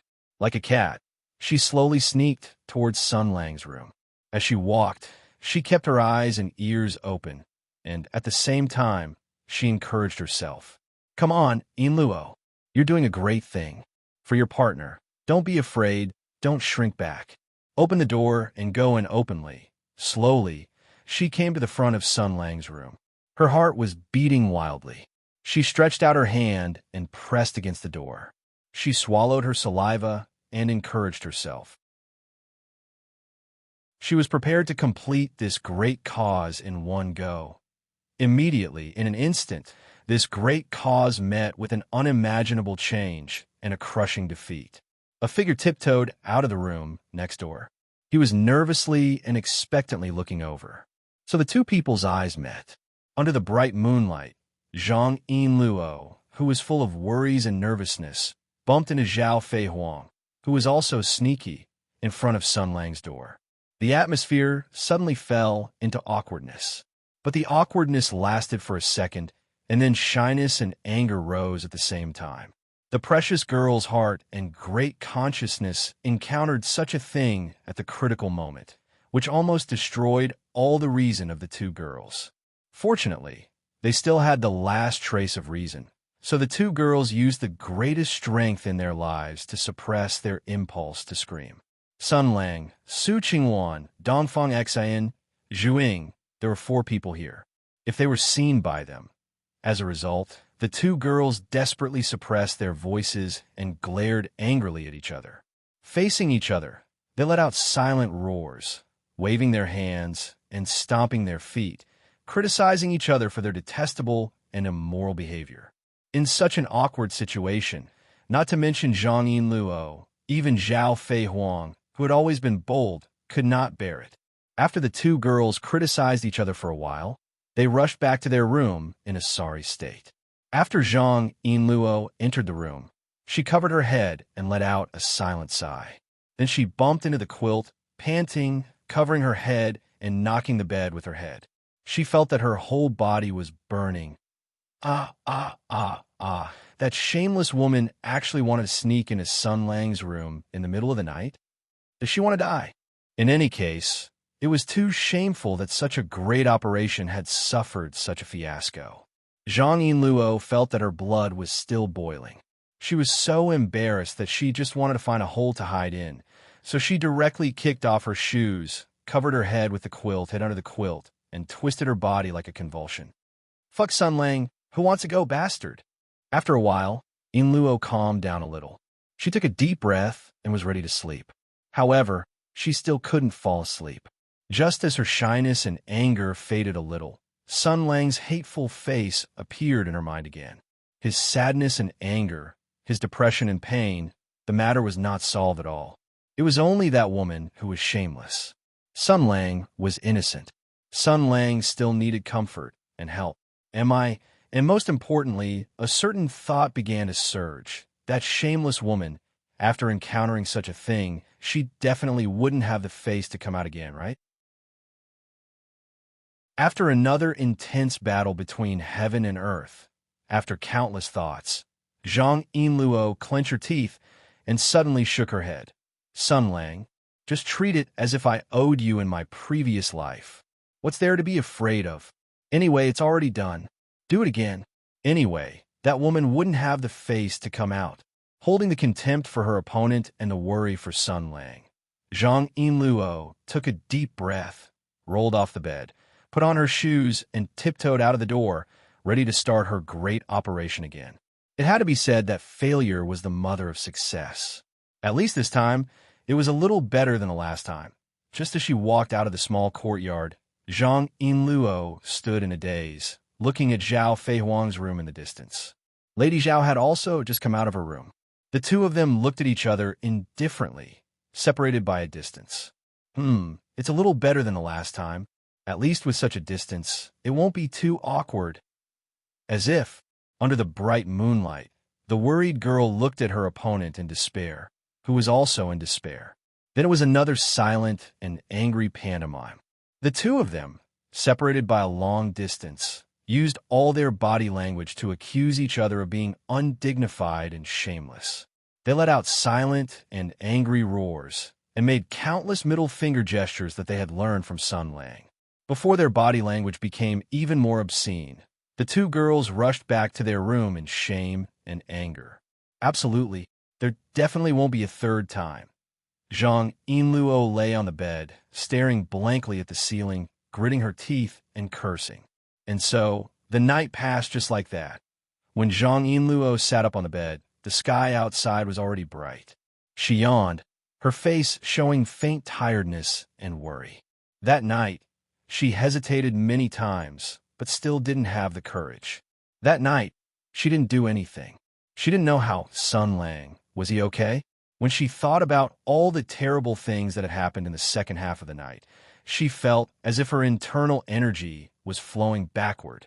When she thought about how she would have to face that shameless woman in a while, this sadness was magnified.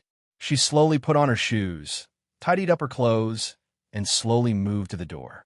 She carefully opened the door.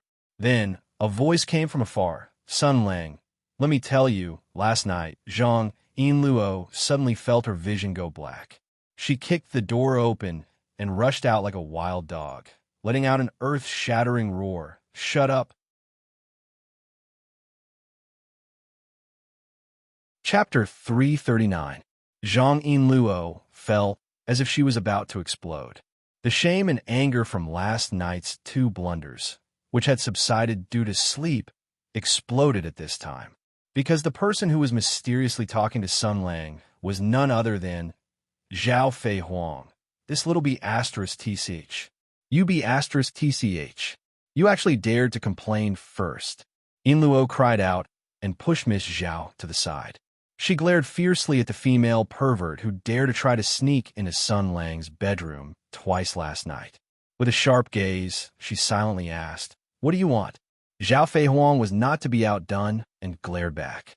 She also communicated with her gaze, "I don't want to be talked to like that by an unscrupulous and undignified woman. Did Mingzhou's Zhang family raise such a daughter?" Zhang Yinluo's eyes widened in anger.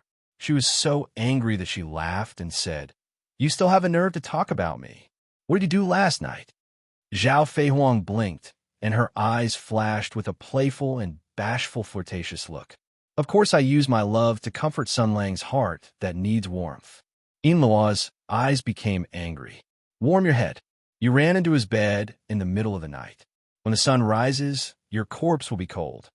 On this side, the two girls looked at each other like fighting cocks. Their eyes kept changing, and their expressions were very interesting. Sun Lang stood to the side and scratched his head. His face was full of black question marks. "It feels like your relationship has suddenly become very good." The two girls turned around at the same time and shouted at him, "Of course not." Sun Lang was startled and then rolled his eyes. Okay. As long as you're happy. Then he shook his head and faced the rising sun to stretch. Then he went to the empty space in the backyard and began to do the National Middle School broadcast gymnastics. The two girls looked suspiciously at Sun Lang, who was acting as if nothing had happened. They exchanged glances and then carefully walked a few steps away. Zhang Yinluo whispered, "Hey, he looks fine." Zhao Feihuang seemed to have thought of something. His face suddenly turned red, and he said in a low voice, "It'd be strange if he's fine. Think about it, with Sun Lang's martial arts. How could he not have heard what we did last night?" Zhang Yinluo was shocked, and her face turned red. If this bastard knew about this, she was afraid that she would find a hole to hide in. But in the next moment, she felt that something was wrong. Wait, that's not right. With his personality, even if he didn't come out after hearing about it last night, he would have taken the initiative to laugh at me today. This guy loves to make me angry and then watch the show. She pondered, could it be that he really didn't hear it? Zhao Feihuang squinted and said, "Miss Zhang, you look like you're lying to yourself. It's very official. You're worthy of being a constable." Zhang Yinluo heard her strange words and raised her eyebrows. "What do you mean? Even I, who don't know martial arts, know that with Sun Lang's level of martial arts, it can be said that his spiritual palace is bright and his six senses are sharp. Nothing can be hidden from his ears. What's more, you look like someone stepped on your tail last night. How could Sun Lang not notice it?" Zhao Feihuang clasped her hands in front of her chest and said with a touched face, "Sun Lang must be taking care of my beautiful and delicate young girl's heart, and also taking care of your poor self-esteem. So he pretended not to know, bah." Zhang Yinluo sneered. She finally got back at him. "You don't know martial arts, so what do you know? Even if a strong person has good ears and eyes, they still have to listen attentively. Do you think that people who practice martial arts will maintain a high level of attention to the outside world 24 hours a day? You're lying in bed, and you can even clearly hear the ants crawling outside. Won't you go crazy? After all, everyone has their own specialties." Miss Zhao, who didn't know anything about martial arts, was speechless. She could only quietly watch Zhang Yinluo act pretentious. Under the other party's defeated gaze, Yinluo was a little happy. Then she pondered and said, "So, he shouldn't have heard it. If he was really tired last night and just wanted to rest." Speaking to her voice gradually lowered and a worried expression appeared on her face. Zhao Feihuang also thought of the same thing as her. Miss Zhao sighed softly. Her beautiful face was shrouded in a layer of faint melancholy. Her eyes moved and looked at Zhang Yinluo. She sighed and said, "It's all because you're too undignified. Otherwise, Sun Lang would definitely have peacefully fallen asleep under my comfort and warmth." Zhang Yinluo angrily said, "You're blaming me? Saying that I'm undignified. You're the same. You still have the face to say that." "Of course it's not the same." Miss Zhao raised her eyebrows and looked straight at Zhang Yinluo. "I like Sun Lang and want to marry him. So when he's sad, I definitely have to comfort and protect him. What's wrong with that? You don't even like him, so why did you want to sneak into his room in the middle of the night? Did you want to take advantage of Sun Lang's depressed mood to do something? You're a dirty cow spirit. Zhang Yinluo was tongue-tied and angrily said, Can I care about him? We're partners. What's wrong with caring about him as a friend and business partner? Zhao Fei Huang snorted. Would a business partner casually enter the opposite sex's room in the middle of the night? It seems that you, Miss Zhang, are also such an indecent person. Have you gotten used to it, and it doesn't matter what happens? Yinluo jumped and said, You're talking nonsense. How can I be like this? Ms. Zhao raised her eyebrows and said, That is to say, Sun Lang is special, so it's different. The cow spirit covered her chest. This little bitch was getting more and more difficult to deal with. She took a deep breath and said weakly, Okay, you win. I shouldn't have entered Sun Lang's room in the middle of the night and ruined your good thing. I'm really sorry. As long as you're happy, you can do whatever you want, Zhao Fei Huang said proudly. You admit it, right? As Sun Lang's admirer, I can enter his room in the middle of the night, but as a friend and business partner, you can only care about him during the day, understand? Yes, as long as you're happy. Zhang Yinluo was physically and mentally exhausted at this time. She didn't have time to play word games with this somewhat childish lady. She nodded perfunctorily and waved her hand. Yes. Well, I'm going to cook. You can go whenever you want. Anyway, no matter how nice you sound, you can't touch, pinch, or kiss him. Humph. Unexpectedly, when she was just about to turn around, Zhao Fei Huang suddenly stepped forward and stopped her with a smile. Wait, why are you in such a hurry? Zhang Yinluo was vigilant. She stared at her and said, What do you want to do? Miss Zhao's smile became even more radiant. Please exercise your right as a partner and friend. It's broad daylight now. You can go and show some concern for Sun Lang and ask him if he heard anything last night. You're really good at this trick. Zhang Yinluo realized that everything was a trick of this scheming bitch. She said angrily, I'm not going. Why should I go? You're so bold and like him so much. Why don't you go? Zhao Fei Huang said proudly, I'm letting you go, although I'm undoubtedly the first wife of the Sun family. If you perform well, it's not like I can't let you become a concubine. Zhang Yinluo chuckled and turned to leave. You're not going, right? Zhao Fei Huang shrugged. Then I'll go look for Mr. Sunday. By the way, I'll tell him that there was an unpresentable cow spirit who wanted to enter his room last night. As a result, she barged into my room by mistake. She didn't even look at me and did something disgusting. She said something that disgusted me until now. Stop right there. When Sun Lang was done with The Times Are Calling, he pushed open the door and entered the study. He was sitting in front of the desk writing and drawing when he suddenly heard footsteps approaching. He raised his head just in time to see Zhang Yinluo's small head slowly poking in with a complicated expression. Sun Lang held a pen with a calm expression and wrote, Why aren't you coming in? I'm fine here. Zhang Yinluo's tone was a little strange. What are you writing? Sun Lang said nonchalantly, Last night, I taught Zhang Jinyuan how to do media in the new era. When I woke up this morning, I suddenly had a flash of inspiration and felt that I could do some small work myself. I think that this country is not good in many ways. Even the moon is not as round as it is in other countries. There must be a problem with the country's system. Unfortunately, the wisdom of the people has not been developed. Everyone is very ignorant and doesn't realize the huge gap between their country and the advanced Western countries. I think that I need to write something to tell the shocking truth to the sleeping people and awaken their beautiful yearning for democracy and freedom. Yes, I want to become a public intellectual who speaks for the people. As he spoke, he dipped his pen in ink and looked up. What should I write first? Well, the analysis of the situation of the Hutu Empire written by the Rand Corporation of the Great Western Continent's Thousand Island United States. Zhang Yinluo was confused. What? What is that? However, she quickly realized that it was not the time to talk about this. She blushed and said shyly, "That, are you okay?" Sun Lang was startled at first, and then a faint sadness appeared on his face. He said softly, "How can I be okay? I want to get close, but I don't want to get close. If I want to resist, I will fall into loneliness. I slept very deeply last night. I wanted to sleep like this and never wake up. However, I still woke up in the morning and was forced to welcome a new day. It was a day that was no different from the previous one. There was no goal, no direction. I was muddle-headed and had no energy.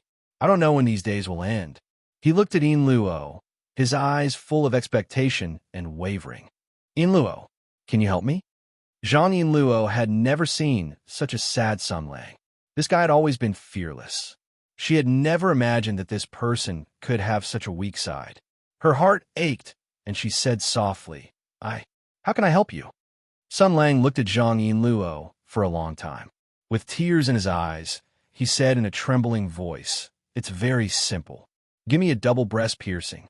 I will definitely feel much better." Zhang Yin Luo didn't understand at first. Later, she saw that Sun Lang was staring at her part, so she instantly understood. "You." Sun Lang slapped the table and laughed. "When I was reading Reader, you were still nowhere. Using you to feed me chicken soup for the soul? Why don't you just feed me a few mouthfuls? It will be more effective." Zhang Yin Luo flew into a rage. She felt that her maiden heart from last night until now had been shattered into pieces. She angrily rushed in and waved her fist. "Bastard! I've been worried since last night." Sun Lang jumped to the side and laughed. "I'm also worried about Yin Luo. So you see, I haven't said anything about you being reluctant to go to my door last night." Zhang Yin Luo felt that her whole body was burning up. She bared her fangs and brandished her claws, wanting to fight with Sun Lang. "Shut up." The two people circled around in the study. Then, Sun Lang ran out of the door. Yin Luo rushed out with a feather duster, her murderous aura sword. She was afraid that in the blink of an eye, she would make Sun Lang's blood splatter in 5 steps and break his but by 3 inches. Zhao Fei Huang sat on the stone bench with her legs crossed and chin propped up. She looked at the two people fighting back and forth. The corner of her mouth hooked up into a smile. I knew it, but there was still a trace of worry in her eyes. "Sun Lang, are you really okay?" After chasing for a long time, Yin Luo finally stopped, gasping for breath. Sun Lang was still not far away, looking at her with a smile and jumping up and down. No matter how you look at it, he was asking for a beating. The ranger saw that Yin Luo was tired from running, so he came to her and squatted on the ground. He looked up at her and smiled. "Tired?" Yin Luo looked down at him. The anger and shame on her face slowly disappeared. She smiled softly. "Is it interesting?" Sun Lang was stunned for a moment. Then he grinned and said, "It's interesting." Yin Luo nodded. "Then, are you happy?" The ranger didn't understand, but he still nodded. "Yes, I'm very happy." Then, the girl's smile became even brighter. She raised the feather duster in her hand and hit Sun Lang on the shoulder. "This is your punishment." Sun Lang's expression changed. He stared at the girl in front of him in a daze. Yin Luo met his gaze and smiled. "I'm a little angry now. You don't want to tell me anything. I don't know what to do." The ranger was silent. Then he whispered, "Sorry, I've always been used to being alone. It's okay." Yin Luo blinked. Then, she put her hands behind her back and smiled. "You said it before. People always change. In my patience now," she drew a big circle with her hands in an exaggerated way. "And this big," Sun Lang was shocked. Facing the girl's bright smile, he almost had an impulse to run away. The girl in front of him was smiling like a flower. In the distance, Zhao Fei Huang was sitting on a stone bench and waving with a smile. Dongfang Xian and Zhu Ying were holding hands and fertilizing the body of the flower demon. Outside the wall, there was a stream of voices. This was the human world. There was no war, killing, death, or betrayal. After 2 years, he once again had something that he didn't want to lose. "Old Hu, you must not let me down." Chapter 340. Sun Lang seemed to have returned to normal. It seemed. It was as if the quiet and melancholy handsome man last night was another person. Anyway, he had become heartless again. The days were still very beautiful. There was a group of beautiful girls around him, although he couldn't *CK them. But pure love was also very roaring. People of all ages were the ones with the most love, right? Look at those dirty 18-rated movies. If there was a confession under the sunset with no one around, it would basically directly enter the H scene. It was as if the relationship between a man and a woman was only for that kind of thing. It really tarnished the pure and flawless love. In contrast, the pure love of all ages was much better. You see, even if you were confessed to by a girl in a corner, there were many ways to unfold and thought-provoking plots. Every choice represented a destiny, just like the colorful world, full of endless variables. Some people were confessed to, but in the end, they couldn't go to the concert. Some people were confessed to, but in the end, they were refined into a flying barbarian by a cute girl who was good at using a saw knife. These people were still not loyal. They were too naive. Their hearts were not firm. Just like me, even if I was secretly called to a corner by a girl, I could still stay true to my heart and say, "You'd better find someone else." Sun Lang sighed softly and leaned against the mottled wall of the south courtyard. He had a grass stem in his mouth and looked at the sky at a 45-degree angle. There were tears in the corners of his eyes. He said softly, "Tsuehua, thank you for liking me, but I, Sima Dazhuang, will only love Gong Shime and Sankyaten. So, I can't accept your confession." Tsuehua's eyes flashed with a look of not knowing whether to laugh or cry. Then, she said seriously, "Mr. Sun, I'm here to talk to you about business." Sun Lang opened his eyes wide. "What? You asked me to this place. Is it not to confess or to have sex? Then why did you call me here?" Su Qingwan sighed and said, "Mr. Sun, can you be more serious? Do you think there is nothing serious between men and women? I see that you always run to the side with Miss Dongfang and Miss Zhu to play. Are you also doing that kind of thing with them?" It's different, Sun Lang waved his hand. "Let me teach you a new idiom. I don't ask children out. I don't ask children out." In a short period of time, Su Qingwan had grasped the gist of talking with Sun Lang, which was not to listen to this guy's nonsense. No matter what he said, she should not answer. She should unwaveringly and seriously talk about her purpose in business. Otherwise, she was bound to be led astray by this bastard.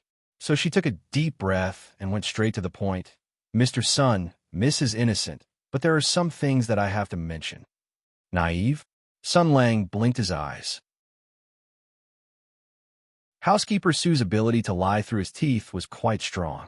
Not to mention the past, even last night, and this morning, Yin Luo, this silly girl, was played around by Miss Zhao and almost went crazy. Was this something that an innocent and unaffected little girl could do? She was almost as scheming as me when I was young. Su Qingwan noticed his strange gaze and sighed. It's not like that. Although Miss has been insecure since she was a child and is unwilling to trust others, because of his character, if she trusts someone, she will be loyal to him. Just like now.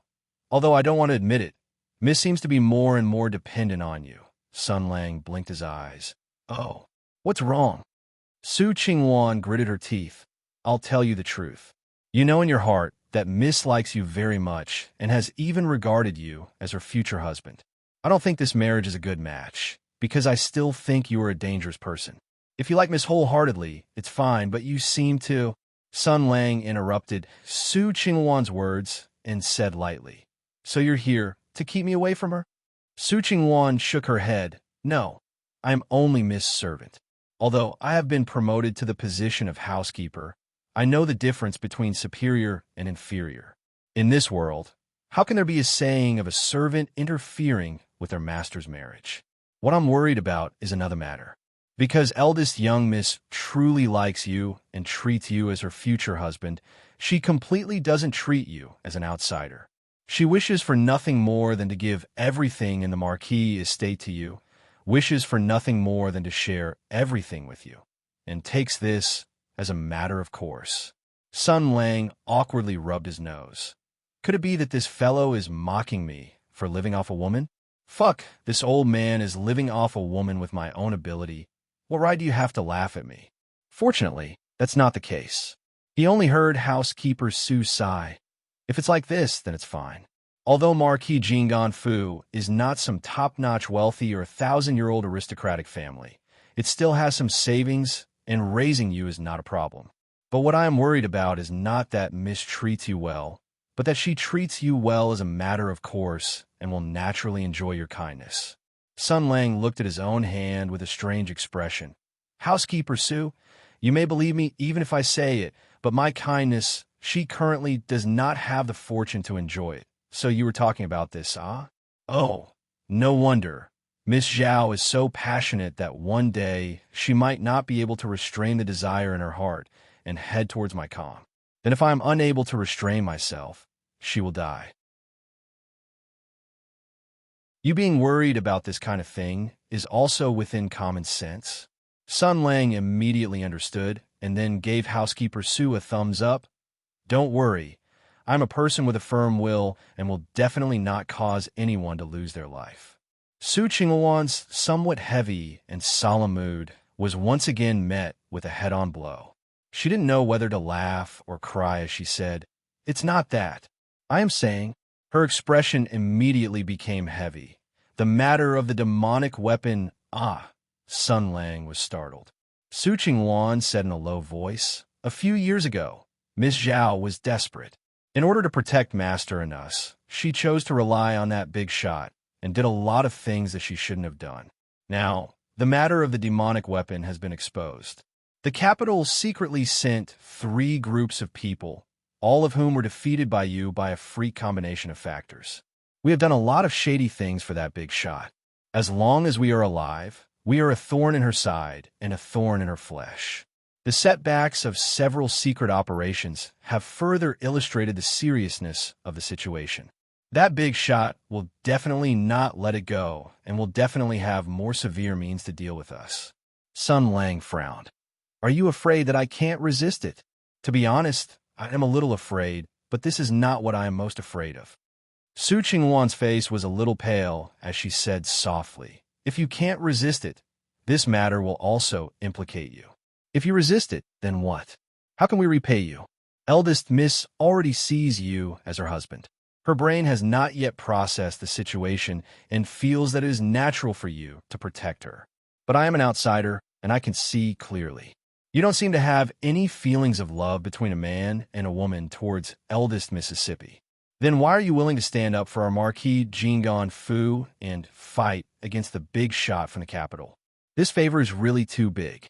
We don't know how to open our mouths and how to repay you.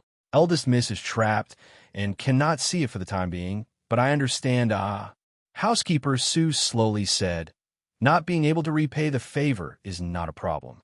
You can repay it in your lifetime, but not knowing how to repay the favor is the biggest problem." Sun Lang seemed to use a relatively long time to understand what Housekeeper Sue was saying. His expression was subtle as he said, "I really didn't think of this. Your martial arts are outstanding, and there is no place in the world that you cannot go. There is nothing that you cannot do. Naturally, you would not care about this kind of small matter." Su Qinghuan sighed, "But I have to care, right now. To put it bluntly, we are living under someone else's roof. Right now, we are all counting on you, but we don't know how to repay you and how to maintain this kind of protection. If one day you get tired of it and want to leave, then what should we do?" Eldest Miss is currently passionately in love and did not think of this at the moment. When she thinks of it, what should we do? She loves you wholeheartedly. Marquis Jingon Fu needs your protection, but we do not have anything that you can pay attention to. The ranger shook his head. "Don't mind it. I always do what I say.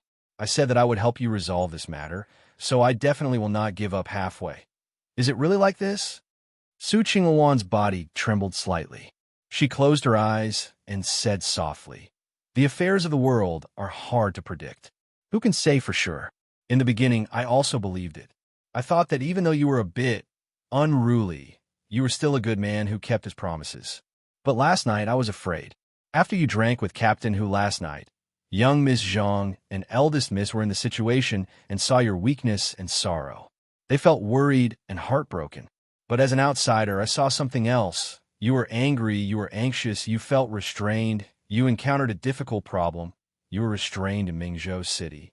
She sighed again, her voice becoming even more nervous and sorrowful. Seemed to feel annoyed. Because these difficult problems that you encountered could not be resolved with pure martial arts. It made you feel that your hands and feet were tied. And the ones that were tying you down were Captain Hu, young Miss Zhang, and also our Marquis, Jinggan Fu. Sun Lang's expression changed slightly. He did not think that Steward Su could actually see these things. And a sorrowful expression appeared on Su Qingluan's face. She said softly, "Captain Hu is said to be your former comrade in arms. You killed your way out of a mountain of corpses and a sea of blood. You will not abandon your comrade in arms. Young Miss Zhang is your confidant. It can be seen that you like her very much. You are willing to endure this adoration and are unwilling to give it up. Only us, between the Marquis Fu and you, what is it that is connected?" Sun Lang glanced at Steward Su. This shrewd, capable, and valiant female steward had a weak face. Standing in front of him, her tall and slender figure trembled slightly, looking like she could not conceal the fear in her heart. Just as she said, she was not interested in Sun Lang at all and was even on guard against him. So she could see what young Miss Zhao could not see. Now that the Marquis Jinggan Fu was under someone else's roof and was under Sun Lang's protection, what if one day Sun Lang felt disgusted and abandoned them and left? The ranger said faintly, "So, it seems that you did not approve of young Miss Zhao running toward me from the start." Su Qingluan nodded calmly. "I will not hide it from you. If I were eldest young miss, I would definitely not place all my bets on you. Because you have no desires and do not have anything that the Marquis Jinggan Fu has to pay, and you also do not seem to like eldest young miss very much. If I were eldest young miss, I would immediately contact the Ranger Guild and actively contact Captain Hu to reach an agreement. He is not you. Captain Hu is the person in charge of Mingzhou's Ranger Guild, and also a Tianyuan hero with an extremely high reputation and status. He represents a huge chain of interest behind him. There are needs and resources that we can pay in exchange for peace. There are always places in the Marquis Jinggan Fu that the Tianyuan heroes are interested in. As long as there is a contract and agreement, we have to pay and can also sleep soundly and peacefully. Isn't that so?" Sun Lang frowned. "Didn't I previously say that I would let old Hu take over this pot? You guys did not contact him?" "We did, but a few days ago, Mingzhou was filled with thunder and lightning. Clearly, it was the Thunderbow string that was activated. Eldest young miss heard that you fought with Captain Hu that night, so she gradually lost contact with the Ranger Guild." Su Qingluan said softly, "I advised her, but she just did not listen. She said that she believes in you." Sun Lang was silent for a moment, then shook his head and smiled. "Isn't that pretty good?" Su Qingluan raised her head in surprise. Sun Lang spat out the stalk of grass in his mouth to the side, looked at the sky, and stretched. "Actually, in this life of mine, I seem to have lived quite a failure. I had no choice but to live. I could not live even if I wanted to die. I thought that I was infallible, and I was hysterical. When I was young, I always believed that there was justice in the world, but the things that happened in the past few years have completely destroyed these childish and naive things. The things that I encountered along the way, there were always more bad than good. Hope just had to be mixed in with despair. I feel that this world is basically full of bastards, full of selfishness, cold-bloodedness, despicableness, and schemes. But there is nothing absolute in this world. In this despicable and selfish world, sometimes there are a few outliers."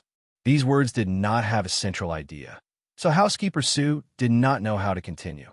But fortunately, Sun Lang did not think of asking her to continue. The ranger narrowed his eyes and smiled. "It is precisely because this world is full of bastards, full of fucking hateful and abominable things, that some precious things seem even more precious.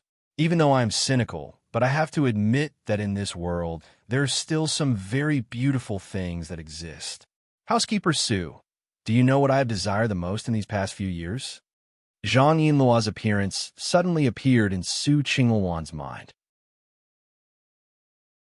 The thing that left the deepest impression was this eldest Mrs. astonishingly developed chest. Her expression was a little subtle. I seem to know, but I don't really dare to say. Sun Lang turned his head and smiled slightly. It is trust. He straightened his body and resolutely said, "She wholeheartedly trusts me.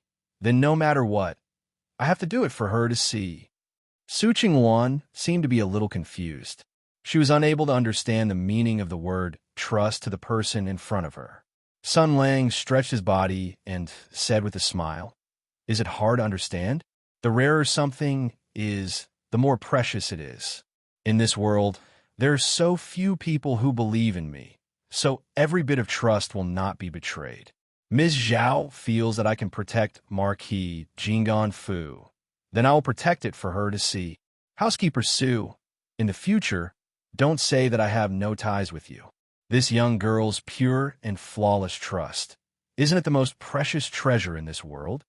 These words seemed to be a joke, but Su Ching-wan could not laugh no matter what. Her intuition told her that Sun Lang seemed to be serious. But this was also good. Anyway, there was no other way. She also revealed a smile and wanted to say something, but she suddenly discovered that Sun Lang's expression in front of her changed. She still did not know what happened and saw the ranger quickly walk out of this corner, looking forward with rapt attention. Su Ching-wan also followed him out and then let out a cry of surprise.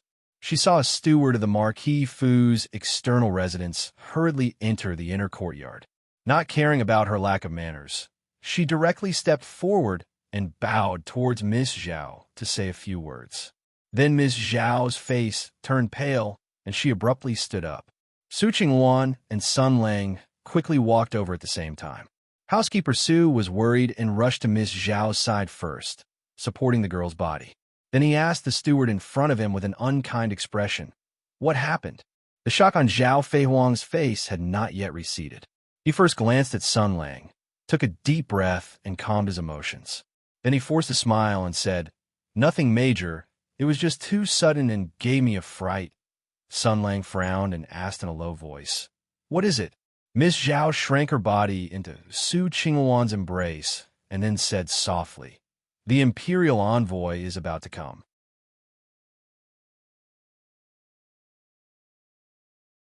Chapter 341. The Imperial Envoy came. No wonder the steward of the Marquis Fu did not care about being rude and directly rushed into the immortal fishing house to report. No wonder young Miss Zhao lost her composure. Hearing this, Su Ching-wan was also greatly shocked and could not help but hug young Miss Zhao tightly. She glanced at Sun Lang, her eyes filled with a complicated expression. Imperial Envoy, coming under the Emperor's orders, it represented the country's supreme power and the Emperor's prestige. This was the highest law under the enormous framework of the Ho-Tu Empire. Everyone had to abide by it. This meant one thing. Young Miss Zhao desperately blinked her eyes, holding back the tears in her eyes and the panic in her heart. She forced a smile and said, "It's fine. It's just—" She could not continue. The arrival of the Imperial Envoy meant that the matters of the Marquis of Jinggan Fu had already been brought into the administrative framework of the Empire. The arrival of the Imperial Envoy meant that Sun Lang's protection and her own hiding were completely useless. They had to come out and welcome the Imperial Envoy who came to investigate. If the person who came did not have good intentions, then the result would be devastating. The truth was completely unimportant. It only depended on the will of the person in power. Moreover, the Marquis of Jinggan Fu was not clean and was not innocent. Zhang Yinluo came after hearing the news. Her expression was also not very good. Although she did not get along with young Miss Zhao, this was only an internal conflict. When young Miss Zhao encountered an unsolvable problem, she would also feel worried. And Sun Lang's expression could no longer be described as not very good. He had just boasted to Su Ching-wan and pretended to be so pretentious, but in the blink of an eye, his face was slapped. The fluctuation in his heart was enough for him to use the imperial raging flames. The ranger's expression had already sunk, coldly saying, "Has the news been confirmed?" The steward of the external residence still stood at the side. As a high-ranking official of the Marquis Fu, He knew the position Sun Lang had an eldest Miss Hart, so he bowed and said, "And urgent news came from the capital. The Marquis Fu has some connections in the capital." Sun Lang repeatedly nodded his head. "Good, good, good." He turned to look at young Miss Zhao, gently saying, "You don't need to be afraid, and you don't need to be anxious. I promised you before that I will protect Marquis Jinggan Fu, and I will do what I say. This time is also the same. I can promise you, I will make a trip to the south right now. Don't worry, this Imperial Envoy team can't even leave Hangzhou." Although his tone was calm, it seemed that he had made up his mind to kill. The air seemed to have become stagnant, and the surrounding area was filled with traces of heart-palpitating coldness. Again and again, his patience had been worn to the limit. Miss Zhao's expression changed, and she cried out involuntarily, "No." Sun Lang frowned and said, "Don't worry, nothing will happen. Wait." Zhang Yinluo also seemed to hear that something was wrong. He took 2 steps forward and pressed down on Sun Lang's shoulder. With a serious expression, he said, "You want to ambush the Imperial Envoy guards?" The ranger calmly replied, "No, it's extermination." "What's the difference?" Zhang Yinluo didn't know whether to laugh or cry. "Listen, this is too dangerous. Whether you can do it or not is one matter. The crucial question is, do you want to provoke the entire empire?" Sun Lang raised his eyebrows, but didn't say anything. "I know what you're thinking." The girl sighed. "If you do this, we won't have any peaceful days in the future." She forcefully squeezed Sun Lang's shoulder and met his gaze, sincerely saying, "Don't be impulsive. First go find Hu Huaishou and discuss it. Didn't Hu Huaishou promise to take care of this matter? Maybe the Imperial Envoy coming this time is the result of his mediation. If it's one of our own that came, then we can just casually fool them and report back to His Majesty, right? Don't kill without saying anything. What if you kill one of our own?" "One of our own? Do you think this kind of trivial matter has nothing to do with Hu Shouxin?" But these words still couldn't be said to Yinluo. She couldn't tell anyone. His enmity with Hu Shouxin, his karma with the heroes of Tianyuan, his conflict with the entire empire. Sun Lang glanced at the worried Zhang Yinluo, then looked at the worried Zhao Feihuang, as well as the pale Su Qingwan. He saw the worries in the girls' hearts. They were worried about him, and also worried about their own families. Miss Zhao had the entire Marquis Jing and Fu and several hundred lives. Yinluo's family extended all the way to Mingzhou. The clan side branches, the upper and lower ranks, there were more than 1,000 of them. They were not alone, unlike her. Really troublesome. He was silent for a moment, then said softly, "I'm going to find old Hu. You all stay here." Zhang Yinluo breathed a sigh of relief. Just as he wanted to smile, the wind blew, and Sun Lang had already left with large strides. The girls looked at each other, and the atmosphere suddenly became gloomy. They seemed to have realized what was between them and Sun Lang. Su Qingwan's eyes flashed, and she said softly, "Do you trust him?" Sun Lang walked on the road with large strides and a calm face, all the way to Zhong Yi building. When he entered, a paladin who was very drunk in the wine hall on the first floor saw him come in, stood up shakily, and came over, wanting to tease this brat who was brought in by the president, but ran off halfway to open some firm. In the end, before he could put his hand on the other's shoulder, he was casually flung away by Sun Lang and flew out, knocking down a table. The guards on the second floor heard the commotion downstairs and saw Sun Lang striding up the stairs with an unfriendly face.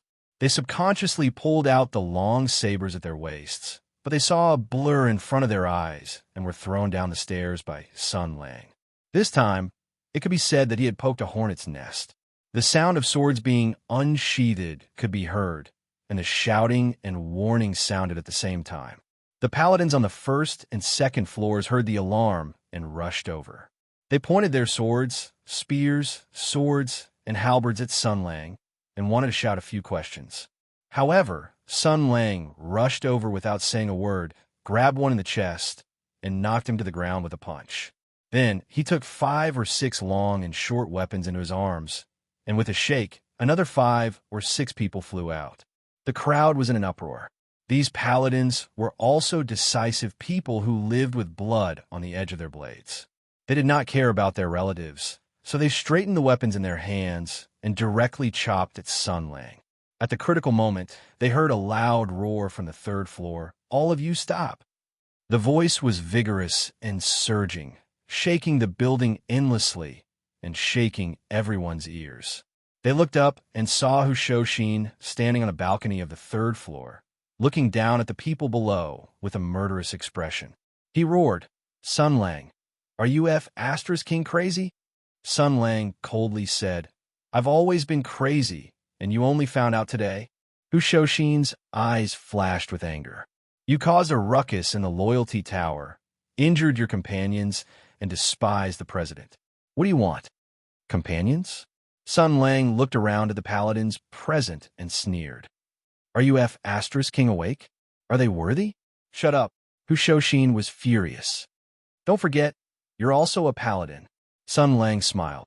"I'm not anymore. Old Hu, I King believe in your nonsense a few months ago. Now look at what you've done." By the time he said the last few words, his calm words had turned into an angry roar. The sound waves were even sharper and more shocking than Hushoshin's just now, echoing in the loyalty tower. The paladins were shocked, and they all covered their ears and retreated, swords and weapons falling to the ground. Sun Lang ignored the frightened looks cast by the people and looked up at Hushoshin. He calmly said, "I regret it. I'm not playing anymore." Under the watchful eyes of the crowd, Hushoshin was in a difficult position. Only anger was left in his head. He nodded repeatedly. Good. I knew you were wild and hard to tame." Sun Lang rudely interrupted him. "Only now do you realize that you're really stupid. Wouldn't it have been better if you had stayed away from me? But you're asking for trouble." The two brothers had gone through fire and water, fighting side by side against the enemy. After 2 years of not hearing from each other, they were touched and happy to reunite. They got along with each other happily and interestingly. At the beginning, there were differences, suspicions, and conflicts of different standpoints. After gradually distancing themselves from each other, finally, under the fickleness of fate, they came to a tit-for-tat opposition. Hushoshin indifferently said, "You've been expelled from the Paladin Guild. Now go." Sun Lang was expressionless. "I have something to ask you." Old Hu sneered, "You're not even a paladin anymore. Then why should I see you? Why should I answer your question?" Sun Lang smiled and calmly said, "If you don't answer, I'll kill you until you do. There's so many people here. If it's not enough, there are more on the street." Hushoshin trembled with anger. "You shameless." Sun Lang grinned. "Power can solve all problems. Power can make everyone bow their heads. Isn't this what you taught me? Why have I used it on you? Are you stupid?" Hushoshin closed his eyes. "Sun Lang, don't force me." Sun Lang's smile was still bright, but his eyes were cold. "It's too late. Don't think that I don't know what you've done." As soon as he said this, Old Hu's body trembled. Then he sighed softly. "Let him come up." The crowd made a path, and Sun Lang went upstairs in silence. He remembered that he had come to Mingzhou a few months ago and coincidentally met Hushoshin. In a moment of impulse, he agreed to Hushoshin's flowery words and came to this northern city to settle down and become a paladin. That day, he walked here under Old Hu's lead. Everything around him was very novel. He wanted to spend the last year in peace and stability, but he was wrong. These 8 years of karma entanglement had never ended. His ill-fated relationship with this country had never been severed. Even if he did nothing, he would still be constantly dragged into this whirlpool. Old grudges were looking for him. New ties were entangling him. He was restrained, but he felt comfortable and satisfied. More and more people gathered around him, and he did not lose anyone. He enjoyed this peace, but the raging flames in his heart constantly reminded him that he still had a blood feud that he had yet to avenge, and a justice that he had yet to seek. But he followed Hushoshin into the room and whispered, "I feel that the current me is as useless as the past few years." Hushoshin's back trembled. He said lightly, "Is it my fault?" Sun Lang said calmly, "No, it's my fault." He came to the window, his back still facing Hu Shoshin. What's going on with the Imperial Envoy? Hu Shoshin sat in a chair and gazed at the paintings hanging on the wall. He replied, there are two groups. Mingzhou is only incidental. The court's attention to Lu Town is beyond your imagination. The court quarreled fiercely and finally reached a compromise. Capable officials and elite troops were sent to Lu Town to investigate this matter clearly. In addition, after a side division arrived in Suizhou, they continued north along the canal toward Mingzhou to investigate the matter of the demon vessel a few days ago that was abuzz. Sun Lang suddenly turned his head. His gaze was as sharp as a knife. You did this? Hu Shoshin said calmly. Since you already know, why ask when you already know? Sun Lang took a step forward. It was as if a hurricane had passed through the study. The strong wind caused the bonsai in the room and the paper on the table to sway and fly. He gazed at Hu Shoshin and gritted his teeth. Why did you do this? Lu Town's demonic weapon appeared in the world and privately forged a demonic sword that could rival the 7 luminaries' sacred sword. The nature of this is far more serious than secretly collecting demon vessels. Back then, I didn't completely cover up this matter because I wanted to give that stinking woman a reminder. I wanted her to be overwhelmed by this matter and have no time to care about Miss Zhao's matter. Thus, I bought time for you to mediate and resolve this matter, turning a big matter into a small matter, turning a small matter into nothing. But the result, what the F***ck are you doing? Why did you take the initiative to lead the Imperial Envoy here? Hu Shoshin stared back at him without backing down. The Imperial Envoy is one of us. Sun Lang suddenly struck out with his palm, turning the large table in front of Hu Shoshin into scattered with chips. He roared angrily, he's one of you. Amidst the scattered with chips, Sun Lang extended his hand and grabbed Hu Shoshin's collar. He repeated, he's one of you. The atmosphere froze for a moment. After a long time, Sun Lang broke the silence. He met Old Hu's gaze and sighed. It's like this, Old Hu. I don't know. The matter of the horned tiger was like this. My matter was also like this. This time, Miss Zhao's matter was also like this. Why? Why do you always act on your own every time? Why do you always use the banner of for my own good to act on your own every time? It's easy for you to mess things up. Do you know that? Why do you always like to make plans for me based on your own wishful thinking? He seemed to be very helpless, and his eyes were filled with confusion. Do you know, the Imperial Envoy shouldn't have come. This matter completely didn't have to happen. I just don't know what kind of clumsy idea you have to call some **T Imperial Envoy over. Ms. Zhao, is going to be forced to return to Marquis Jinggan Fu and be questioned by that Imperial Envoy who I don't know whose dog he is. You trust that Imperial Envoy, but I don't. Miss Zhao also doesn't trust him. She will be worried. She will be afraid. She will feel insecure. She will feel that this Imperial Envoy has bad intentions, that he will send unfavorable information back to the capital and bring disaster to the Marquis Fu. I just promised her that I would protect her. Right now, she is going to obediently return to the Marquis Fu.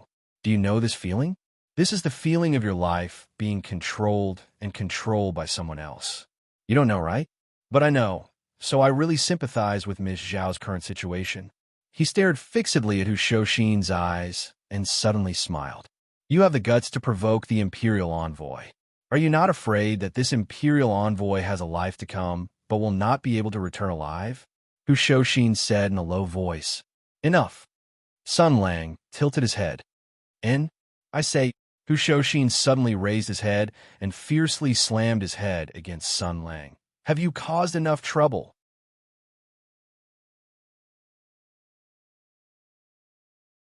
Chapter 342. With a loud bang, the two men's heads collided with each other. Sun Lang didn't move at all. The chair under Old Hu's but collapsed with a boom. The enormous recoil caused Hu Shoshin to sit directly on the ground. Although his head was burning with pain and his mind was dizzy, he still gritted his teeth and sat on the ground. He raised his head to look at Sun Lang. Anger rose to his face as he gnashed his teeth and roared in a low voice. Have you caused enough trouble yet? Sun Lang shook his head and coldly said, "If you want to teach me how to be a good child, you'd better clamp your beak as soon as possible." Hu Shoshin was so angry that he laughed instead. Supporting himself with his hands, he jumped up and glared angrily at Sun Lang. "What, did I say something wrong? The Imperial Envoy is one of our people. Everything is going according to plan.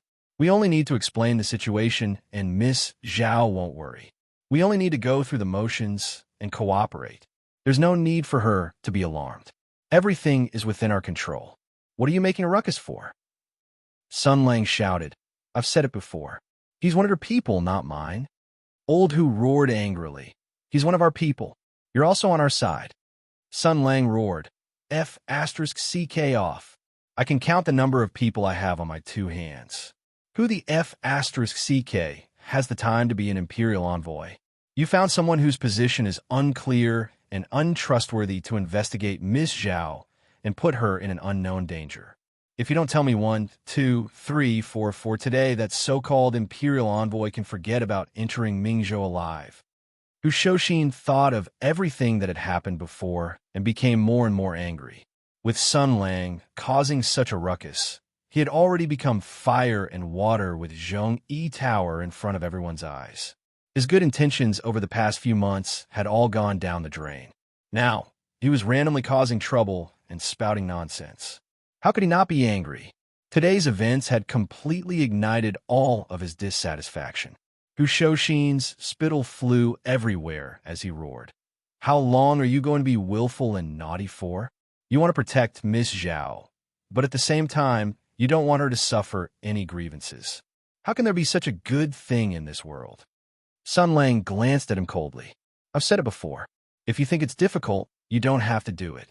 I'll handle it myself. Is this your way of solving the problem? You're going to deal with it personally? It would have been better if he hadn't mentioned it. Now that he did, Hu Shoshin's fury burned even brighter. What the F***CK do you know other than killing and killing?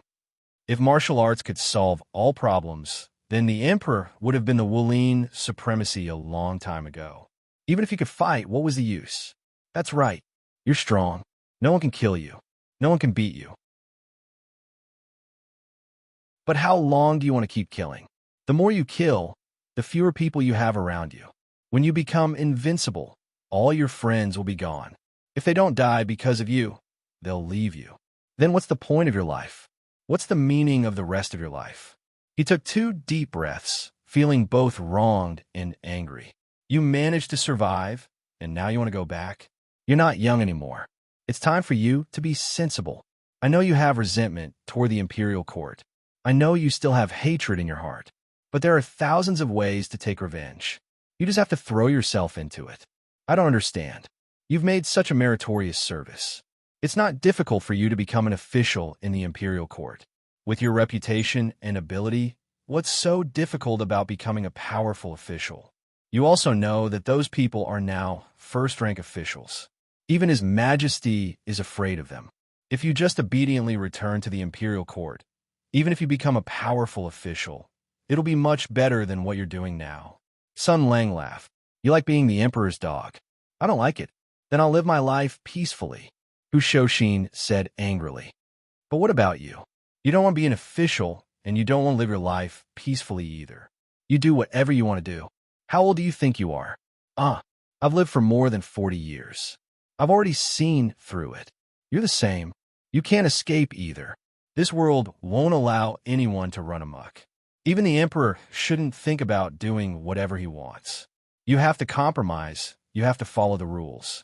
The more you resist, the more painful the backlash will be. You think that being able to fight can solve all problems? Wrong. You're gravely mistaken. He took a step forward and grabbed Sun Lang's collar. He shouted, You want to kill the Imperial Envoy? Attacking the Imperial Envoy's guards is a serious crime. You think the Imperial Court will let this go? Yes, you're powerful. No matter how many people the Imperial Court sends, they won't be able to kill you. But what about young Miss Zhao? What about Zhang Yinluo? They're together with you. What if you implicate them? Even if your methods are heaven-defying and you have a way to protect them, what about their families? If the Zhang family or Marquis Jinggan Fu isn't careful and gets implicated by your matter, not to mention having their property confiscated and punished. Even if a few people die, how will Zhang Yinluo and young Miss Zhao view you in the future? Will they still be able to laugh? Taking 10,000 steps back, you can bring them to roam the world. The Zhang family and Marquis Jinggan Fu also have ways to protect themselves. But if they're forced to be separated from their families and leave their homes, will they feel good? Will you have a clear conscience? Sun Lang's gaze changed. His voice was indifferent. This is your goal. Ah, that's right. Hu Shouxin's voice also became cold. These are all things that martial arts can't solve. I can't solve them, and you can't solve them either. When I was young, I wanted to be a great general. I wanted to protect the country, punish evil, and bring justice to the court. I felt that nothing could stop me. As long as I fought bravely, I would have everything. Right now, aren't I still accompanying my wife and child in Mingzhou? Things that can't be moved, things that can't be killed. Living in this world, there will be fetters. This is a fate that no one can escape or avoid. He looked into Sun Lang's eyes, pausing between each word as he said, the so-called big picture is important, the so-called long days ahead, the so-called thinking about the people you love. This is the way of the world. A hidden plot that dripping water can penetrate stone is harder to defend against than a sword on the surface. Sun Lang gave a low laugh. Could it be that you never thought about what would happen if these things couldn't tie me down? It means that the hatred in your heart is beyond my imagination. It means that the thing that I don't want to see the most has happened in the great desolate mountain. It means that the whole world is your target of revenge. Hu Shouxin took a deep breath, and determination appeared on his face. This world has been ravaged by war for decades. We have lost too many brothers and fellow soldiers. Too many people have sacrificed their lives for the prosperity and peace today. Sun Lang, I don't care who you hate, and I don't care how many people you hate. But if you want the world to burn again, the peace that countless people have sacrificed their lives for, and the fire of war reignited in this country, then, he said with difficulty and determination, then you will be my enemy. Sun Lang's expression was calm as he slowly said, this is the so-called big picture. The peace of one side of the world, the tranquility of the entire nation, the countless sacrifices and sufferings, the hard-won peace of the four seas, these prices, these beautiful things, these fruits of blood, in comparison, the sufferings and injustice of an innocent person are completely insignificant. This is what you all think. No one has the right to make you, who comes from another world, sacrifice and pay for us. Hu Shouxin gritted his teeth and said, but we have to do this. Sun Lang said coldly, then you should prepare to bear the price of peace and victory. Hu Shouxin shouted, then you should kill me first. Sun Lang pushed Hu Shouxin's hand aside and grabbed his collar. He said coldly, do you think I won't kill you? Hu Shouxin continued to stare into Sun Lang's eyes and chuckled. No, you won't. You haven't made up your mind yet. Your heart is still kind. You can't bear to part with the little girl of the Zhang family. You can't bear to see my wife and children cry. You don't want to face the disappointed and desperate eyes of your former comrades. You can't bear to fight with them. You won't. No, you don't dare. You're always just saying it. You're always scaring people. You've always been all bark and no bite. You're just like a child who has been wronged, holding up a vase and making a gesture of wanting to smash it, then shouting and screaming, wanting the whole world to know your grievances. But you're just putting on an act. He grinned and smiled. If you smash it, you'll feel good. Then, you'll be finished. Sun Lang flew into a rage and sent a palm strike towards Hu Shouxin's head. This palm strike was filled with anger and was absolutely merciless. Even if Hu Shouxin defended with all his strength and countered with a palm strike, his arms and the top of his head would still be shattered into pieces, let alone now when he was caught off guard. Seeing that old who was about to die, Sun Lang suddenly saw a trace of disappointment and relief in the other party's eyes. His heart moved, and he couldn't care about anything else. He stretched out his leg, and his right leg arrived first. He kicked old Hu in the chest, and directly sent him flying, crashing heavily into the wall behind the study. With a muffled sound, the horizontal wooden carving on the wall immediately shattered to pieces. Spiderweb-like cracks spread out and the roof trembled slightly. This kick was also merciless. Old Who fell to the ground weakly with his body bent like a shrimp. For a long time, he didn't have the strength to move. He could only suck in cold air and digest this unpleasant feeling.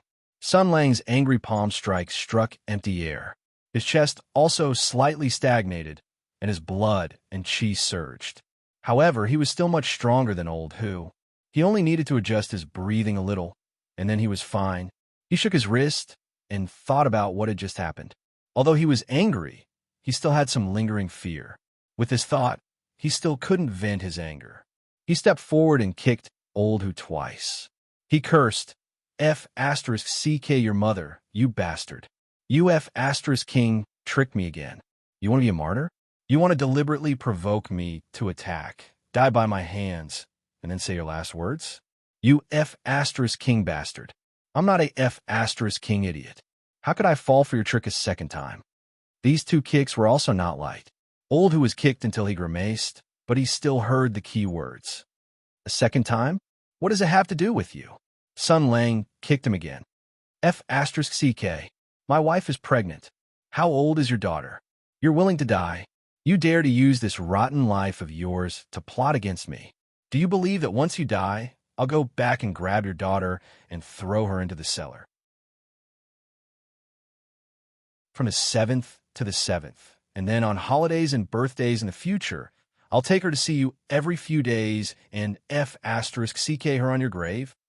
F***CK your ancestors. These words ignited the explosive in Old Who's heart. He didn't know where this guy got the strength from, but he suddenly jumped up and swung his fist at Sun Lang like a mad tiger. You dare bully my daughter? I'll skin you alive. You F***king little bastard. You really are up to no good. But after all, he had just been kicked a few times. Although he had the courage to control his daughter, he still didn't meet the basic rules of exploding in the middle of a battle. He was still swept away by Sun Lang's sudden kick. Sun Lang took advantage of the situation and sat on Hu Shoshin's body. He slapped his face twice and laughed wildly. Good. I almost forgot that there's this trick. If you F***king dare to meddle in my business again, don't let me see your daughter on her way to the girls' school. Old Who mustered up his divine strength and threw Sun Lang to the side. He flipped over and pressed Sun Lang down. His two fists, which were as big as vinegar bowls, clenched into a hammer and smashed towards Sun Lang's forehead. You can wait for her on the road to the underworld. She'll be here in 100 years. Sun Lang tilted his head to the side and punched Old Who's forehead with his right hand. Then he grabbed Hu Shoshin's hair with his left hand and slammed him to the ground beside him. Bastard, you can't even handle your own mess, and you dare to meddle in my business? You want to tie me down, right? You want to corrupt me with sugar-coated bullets, right? You can't bear to part with your daughter, so you want to trap a pervert like me? Today, I'll tell you that I F***king have my eyes on your daughter. Didn't you say that for the sake of world peace, you wouldn't hesitate to sacrifice innocent people? I don't want her life. I just want her daughter. Are you going to give it to me or not? Hu Shoshin was furious at first. Then he seemed to have thought of something and hesitated. Are you serious? If you can promise to treat my daughter sincerely, be your mother. Sun Lang immediately shouted. Look at you. How good can your daughter be? If she's ugly, short, flat, and poor, she can't even be a foot washing maid. How can she be my 80th concubine? Old was furious. He stretched out his hand to strangle Sun Lang's neck. As a result, he was kicked aside by Sun Lang. The two cursed and wrestled together. The entire study room was like a giant beast passing through. It was a mess. Although vulgarities, punches and kicks were flying, and beatings and insults were juxtaposed, the hostile and cold atmosphere from before had unknowingly dissipated a lot. After fighting for a while, the two were tired and lay on the ground, panting heavily. Hu Shoshin bared his teeth and rubbed his back. You little bastard, you still don't know how to control your strength. Sun Lang also took advantage of the chaos to get hit a few times. He rubbed his shoulder and said resentfully, I'll let you go this time, stupid idiot. I'll say the ugly words first. If this Imperial envoy thing is messed up, I'll personally twist his head off. Hushoshin let out a long breath and said indifferently, "You won't. He's also an acquaintance of yours." Sun Lang said coldly, "I have a lot of acquaintances. I'm also quite familiar with the Sky Demon." He stood up and wanted to leave. Hushoshin was still lying on the ground. He hesitated for a moment and shouted, "Sun Lang, why do you have such a big grudge against the Imperial Court? Is it at the great desolate mountain?" Sun Lang didn't turn around and shrugged. "Oh, at that time, after the battle, I threw my sword and ran. It's nothing." Then he pushed open the door and left. Hushoshin lay on the ground. After a while, he covered his face. "You little bastard, you don't even want to lie in detail."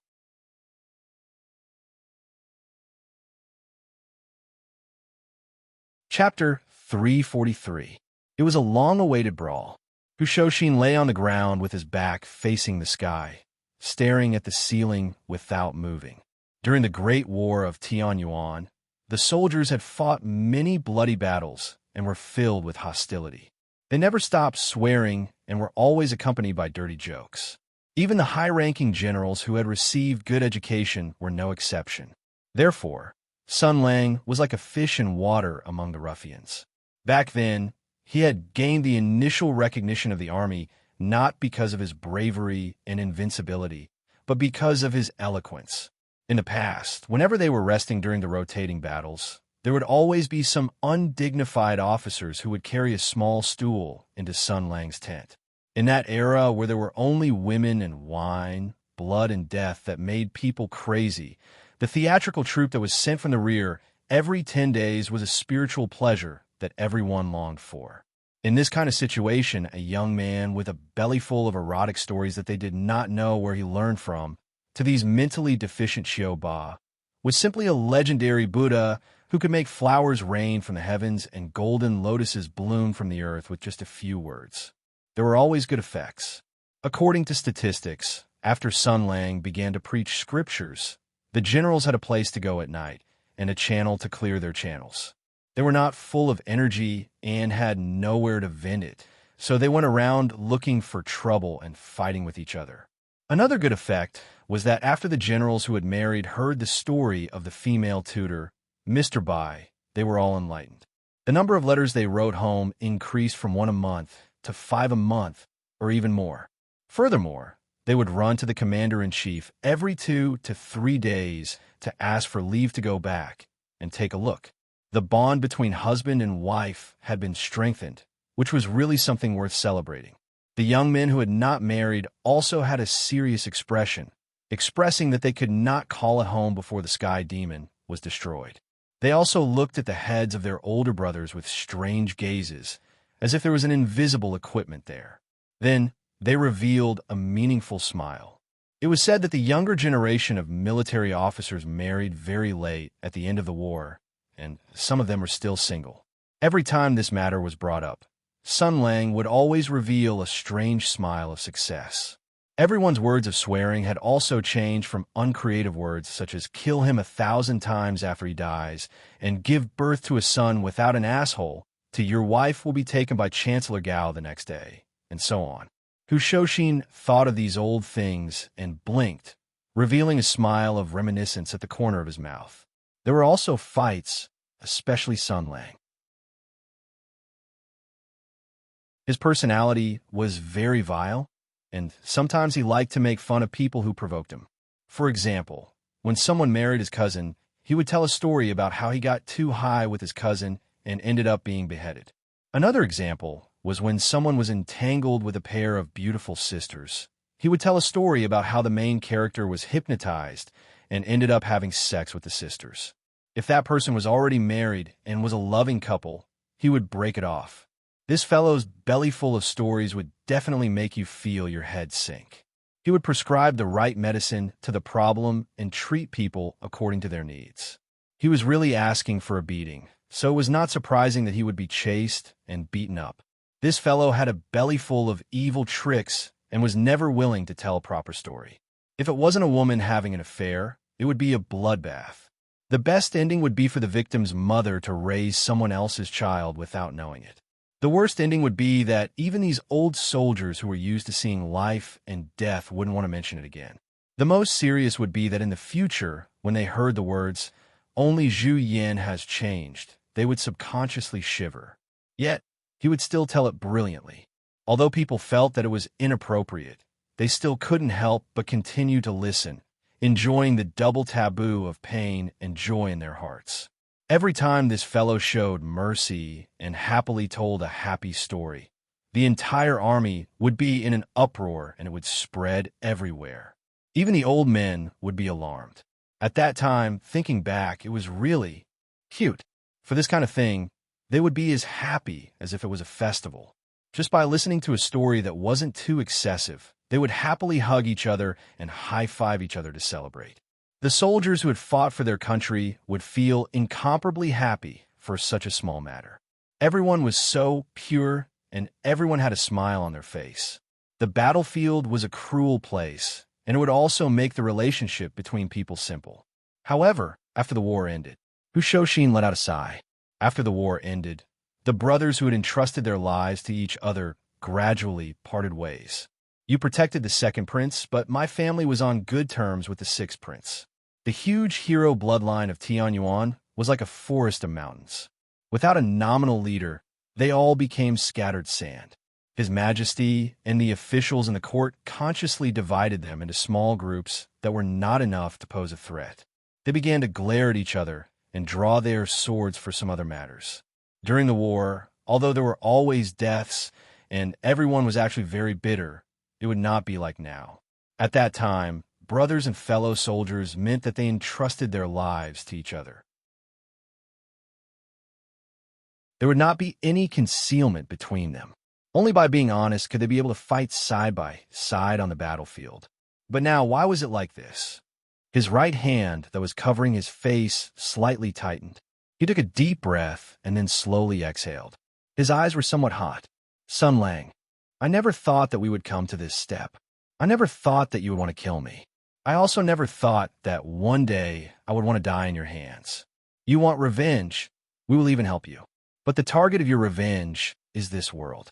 How can I fight side by side with you again? This is not only my home, not only the place where the people I love live, but also the place where my fellow soldiers rest. That is also yours. Those who like to listen to your stories, those who hang around your shoulders and call you brothers, those who fight side by side with you, those who generously die in battle, your fellow soldiers, your brothers, those who follow you, those who protect you, those who like you, those who admire you, those who have sacrificed their lives in exchange for today's peace. Do you really want to destroy such peace and prosperity? What should I do? I also don't know. Are you crying? No, just a little. Hushoshin replied unconsciously. He then abruptly opened his eyes and found Sun Lang lying silently by the door. A head poked out, and his two hands were on the door frame, looking very obedient. Hushoshin's face flushed red. He felt as if all the blood in his body was boiling. Why did you come back again? Sun Lang nonchalantly said, two things. The first thing, I forgot to ask, who is the imperial envoy this time? Hushoshin furrowed his brows. He seemed to feel that something was not right. It seemed to be somewhat quiet downstairs. He didn't answer and instead asked, what is the second thing? The ranger rubbed his head and blushed. Your subordinates really don't have a sense of humor. When I just came downstairs, they asked me how you were. I said you were punched in the temple by me, but it was like you had made an entire hall of water and land dojos. Chinger, pinger, pinger rang out together. When I looked, I saw a big stick who lying flat on the ground with only air coming out of his mouth. There was no air coming in, and he couldn't move. Afterwards, they all fell silent. It looked like they wanted to explode in silence. I think that if I continue to go downstairs, someone will definitely die. These are all your children. I can beat them up as I wish, but if someone dies, it would be a slap to your face. So, after thinking about it, I decided to retreat. Speaking to this point, he curled his lips and resentfully said, a group of country bumpkins, uncultured and ignorant. They don't even know the joke of the water margin. Sun Lang had just finished speaking when he heard a shout from downstairs. Boom, boom, boom, boom. It seemed that a group of people had rushed up, loudly calling for Hu Huisho. In the middle of it was a roar of fury and grief, saying that they were going to fight it out with the brat. Sun Lang shrugged and flashed in. He kicked Hu Shoshin. Speak quickly. Who the hell is the Imperial envoy? Hu Shoshin had just been about to cry. His ugly state had been caught in the act by Sun Lang, and he had also been flashed by what Sun Lang had just said. Thus, his anger had not yet flared up. His confusion came first. Hearing this, he stupidly replied, Qin Hui. Shame on your mother. Sun Lang went forward and kicked him again.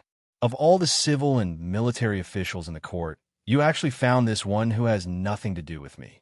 Hearing this, Hu Shoshin was puzzled. I find it strange. He is both civil and military, gentle and polite. He is such a good person. Why do you always find him an eyesore?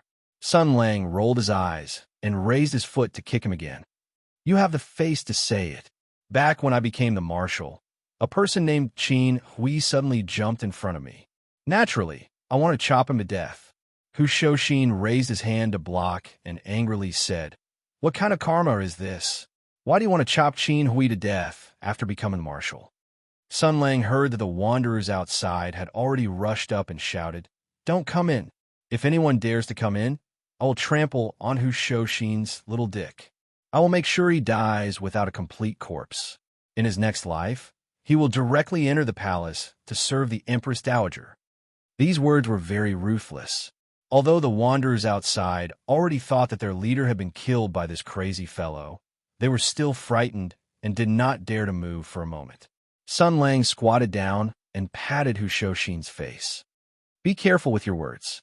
If he knows that I'm not dead, then he doesn't need to live anymore. Do you understand? Look into my eyes. I'm serious. I'll say it again. If you let Qin Hui know that I'm still alive, I'll kill her on the spot. If you dare to stop me, you'll suffer more than a beating. Hu Shoshin frowned. No need to ask any more questions. Sun Lang waved his hand, pushed open the window, and jumped out. He leaned against the window frame and suddenly poked his head out. By the way, you actually shed tears for me. I'm very touched. Unfortunately, I don't have a camera. Hu Shoshin was stunned for a moment, then became furious. He grabbed the things in his hands and threw them at him. Get out! Sun Lang laughed loudly, jumped onto the street, and ran home happily, completely ignoring the chaos in the Zhongyi building after discovering that their leader had come back from the dead. He used the smile on his face to cover the haze in his heart. No matter how sad and angry he was, he did not want to let the people he cared about see it. There was no need to let them see it in the first place. Therefore, Sun Lang smiled and pushed open the door of the Fishing Immortal building. Looking at the worried faces of the girls who looked back, he opened his arms and said loudly, In Luo, let's stay at Miss Zhao's house for a few days.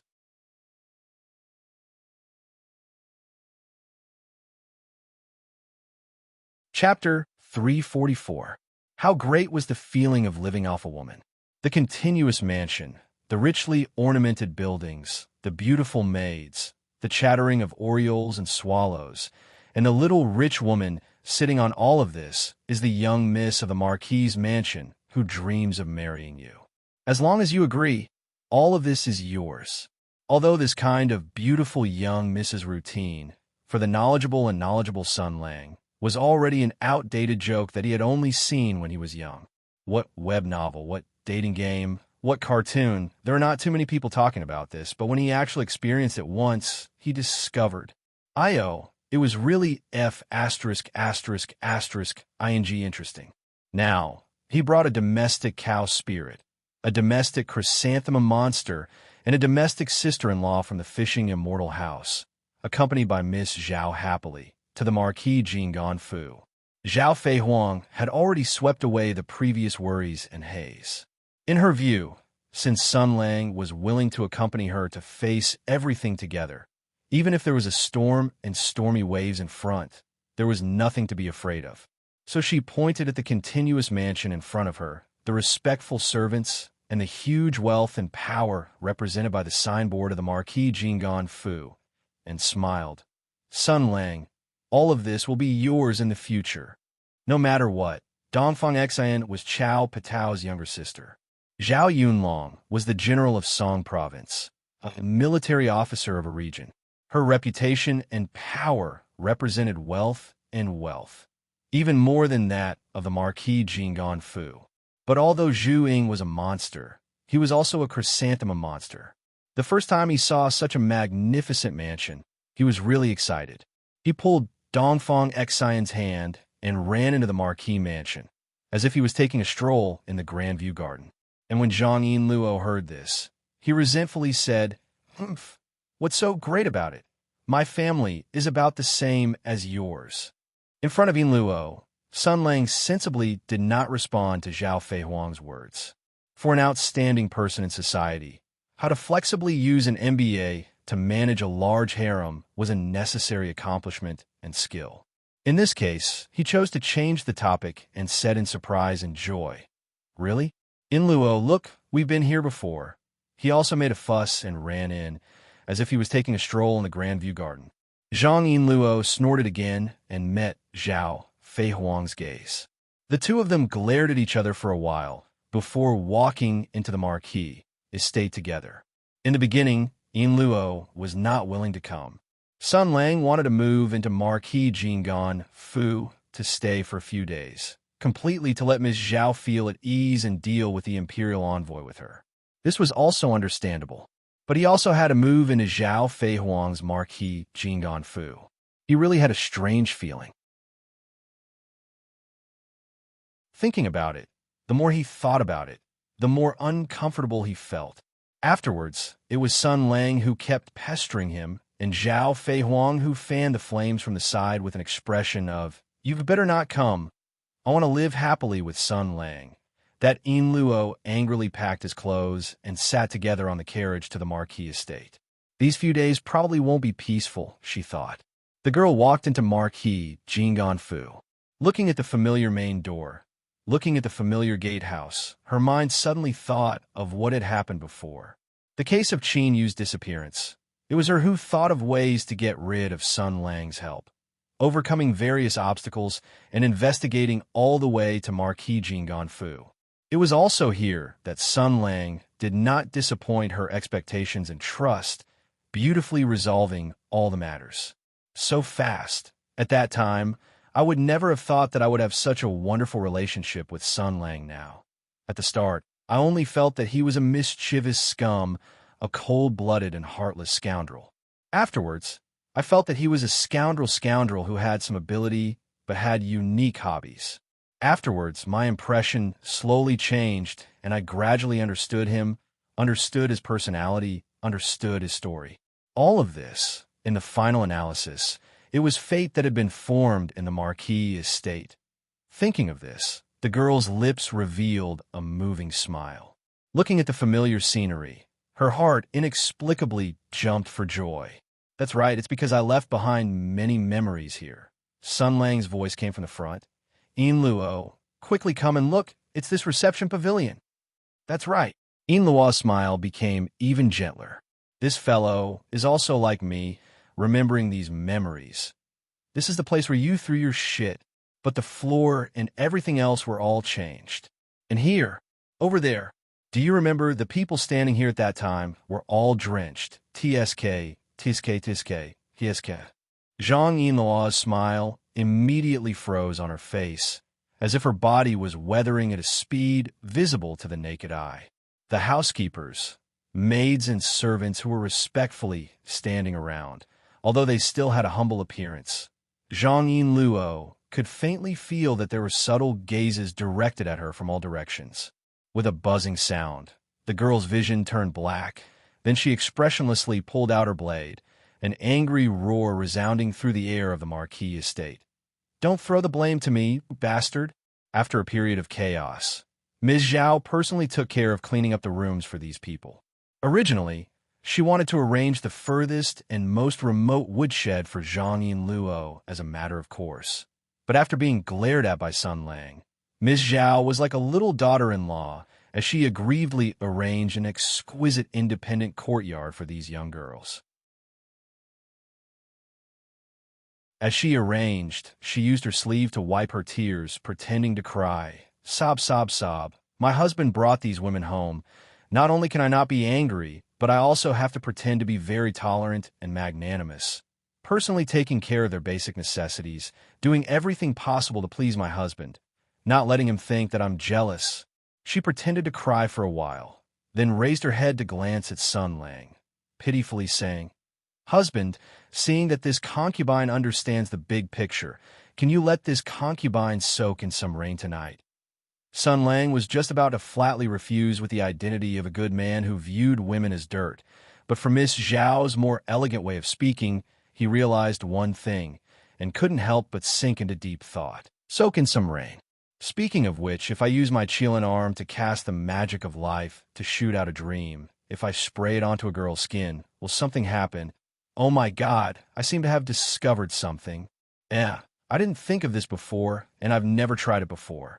Fuck, I'm so curious, so curious. When Sun Lang thought of this, in addition to the fact that he wanted to maintain his best condition and his greatest love for Yin Luo when he saw her, he didn't masturbate for the past few days.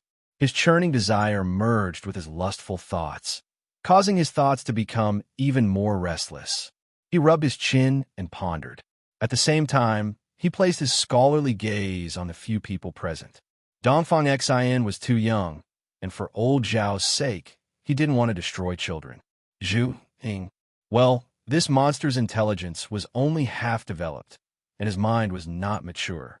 According to the customary rules of the world of dead otakus, it was illegal to rape a retard. And Steward Su had always been on guard against Sun Lang. From the bottom of his heart, he thought that this guy was very lecherous.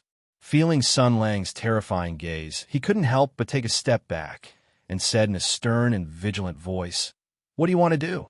But before her gaze could turn to Zhao Fei Huang, Miss Zhao seemed to have realized something. She was startled at first, and then a gentle smile appeared on her face.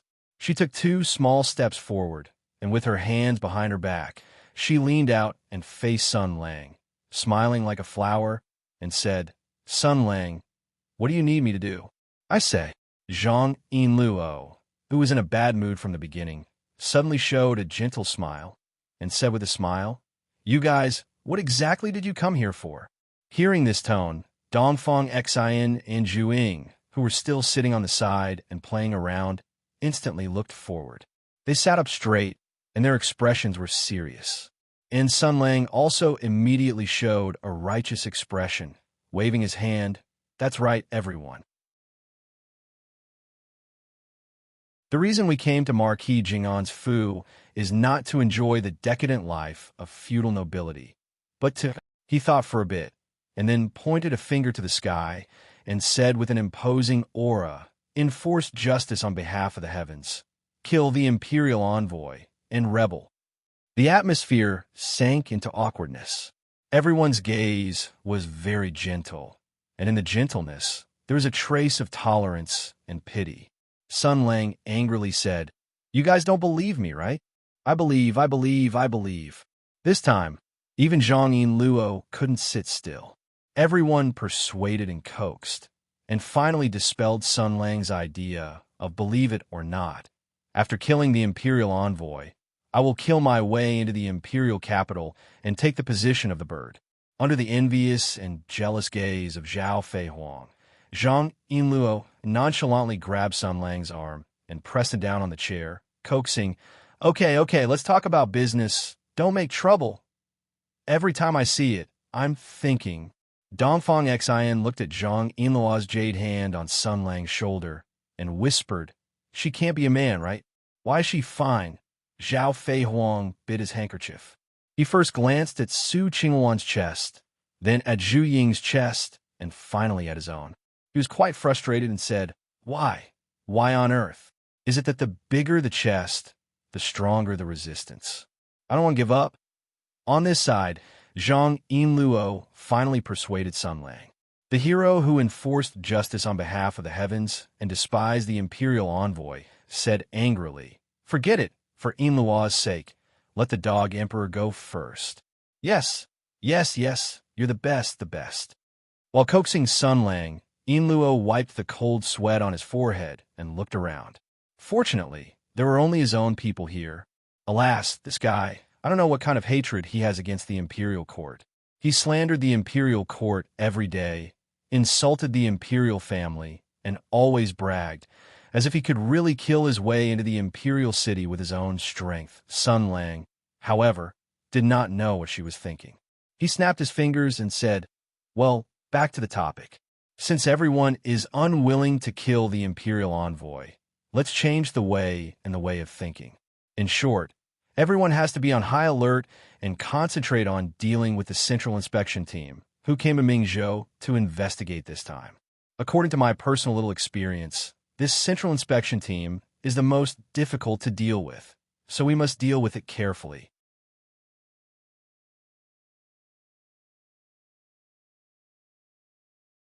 Chapter 345.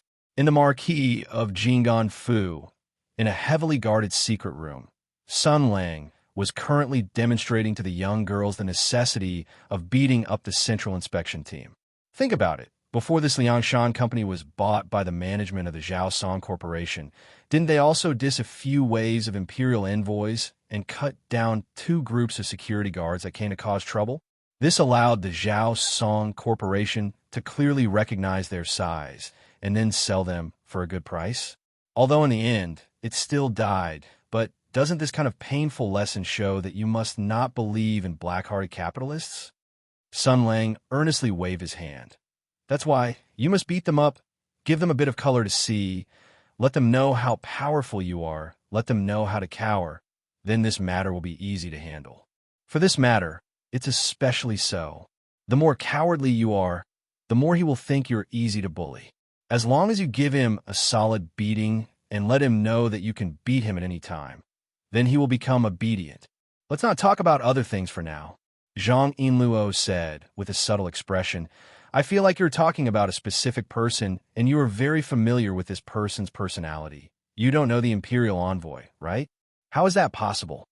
Sun Lang glared and said, "I am a barbarian who ran out from a remote and desolate village, a pretty boy who eats and does nothing all day. How could I know the important figures of the Central Inspection Team?" Yinluo said with a smile, "That's not necessarily the case. Although you are a barbarian who ran out from a remote and desolate village, and you're indeed a pretty boy who eats and does nothing, but you know Tianyuan's hero Hu Shouxin, you know Songzhou's General Zhao Yunlong, and you also know this Marquis of Jing'an-Fu's eldest Miss Zhao Feihuang. Being able to know the imperial envoy is not something strange." Sun Lang sighed and said, "Yinluo, you've changed. You become fond of teasing me." Unexpectedly, Zhang Yinluo didn't care about his change of topic and said directly, "Also, you just went to the Ranger Guild and communicated with Hu Huaishou, right?" "Humph. The imperial envoy is clearly someone you are familiar with, yet you're still acting as if you were facing a great enemy, instigating Zhao Feihuang to deal with the imperial envoy. Tell me, is this imperial envoy your friend? Was she always bullied by you in the past?" Sun Lang said resentfully, "Bah, who's friends with him? I didn't even have time to guard against him in the past." The girl showed a look of understanding, and even Su Qingwan was relieved, showing a sense of relief. Zhao Feihuang was stunned at first, and then he complained, "Why didn't you say so earlier? I was worried for a long time. Since he's your acquaintance, then he must be Hu Huaishou's friend, right? So this matter isn't really that big of a deal, right?" After Zhang Yinluo was relieved, he seemed to have thought of something and said gloomily, "Then why did you come to live in Marquis Jing'an-Fu?" Su Qingwan said without batting an eyelid, "It should be because you want to use this opportunity to ruthlessly tease an old friend." Sun Lang furrowed his brows. He wanted to say a few words of warning, but he seemed to have misgivings about something. In the end, he gave up. "In short, right now, you are only receiving the news through the channels of the court. There is still some time before the emperor officially announces the news. During this time, make your preparations. There are many people in the Imperial Envoy Guard. It is impossible for them to all be of one mind. Perhaps there are spies from other powers among them, as well as people with ulterior motives. Miss Zhao, you must make your preparations. There is no harm in being careful. I will help you keep an eye on them. I will keep an eye on you. Zhao Fei Huang was slightly startled. She glanced at Sun Lang and seemed to have sensed something, but she still nodded obediently. And I know. I was worried these past few days and checked again. Right now, the people in the Fu who know have been repeatedly confirmed by me. Their memories of that day have already been completely altered.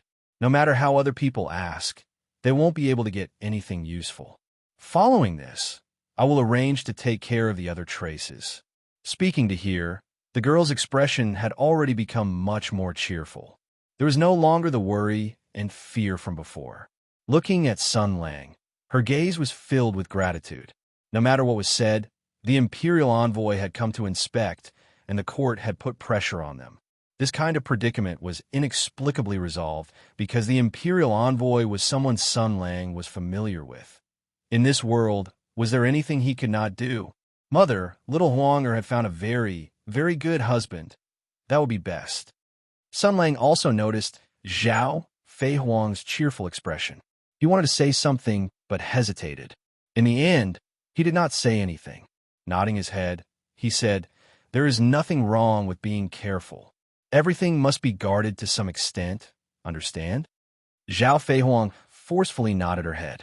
"AI, Qin Hui is not worthy of trust. This is only my guess.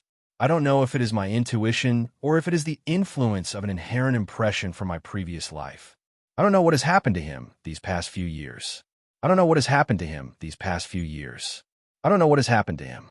I don't know if his personality has changed, so I can't be sure what kind of state he is in right now. I also don't know why he has come. I don't know how many people he has brought with him. I don't know what he wants to do. I don't know which side he is standing on. I don't know how many people he has brought with him. I don't know who his subordinates are. I don't know anything. I have not confirmed anything. I can only use the greatest malice to guess at him and prepare for the worst. I've always been like this. I hope nothing will happen this time. I hope he did not come with malice." Sun Lang thought this. Looking at the girls who had clearly relaxed, he sighed in his heart. Although he was not sure, it was best not to tell them about this for now. Otherwise, it would only add to their worries and make them worry. When the time came when they met with Qin Hui, they would be on guard. There was also the possibility of clues being seen. With me protecting Miss Zhao, even if the worst happens, I can protect them completely. So, let them continue to be happy like this. The matter in the dark, I can just quietly finish it myself. There is no need to let them know. Just as he was thinking about this, he suddenly felt a gaze on him. Raising his head, he saw Yin Luo looking at him. Those large eyes with distinct black and white clearly revealed the meaning. There's no problem, right? Sun Lang smiled. Of course there is no problem. I have been here the entire time. The girl smiled faintly. That is good. At this time, Zhao Fei Huang discovered that the two of them were exchanging flirtatious glances. Fuming with anger, he moved over to divert Sun Lang's attention. His depraved life in the home of a rich and powerful noble miss began like this. Until 2 days later, a fast horse galloped over from the capital. The emperor's envoy carried an imperial edict and informed Marquis Jinggan Fu of the impending arrival of the imperial envoy. Watching from afar, Zhao Fei Huang calmly received the imperial edict with all the people in the Fu and received the envoy to rest. After the eldest miss sent the other party off, she glanced back with a smile. Sun Lang waved his hand from afar, indicating that there was still him, so there was no need to worry. He turned his head to look towards the south. In the direction of Suizhou, the enormous imperial envoy team would split up at Qianhang Fu. The majority of the people and horses would head straight for Lu Town to investigate the matter of the demon soldier Ji.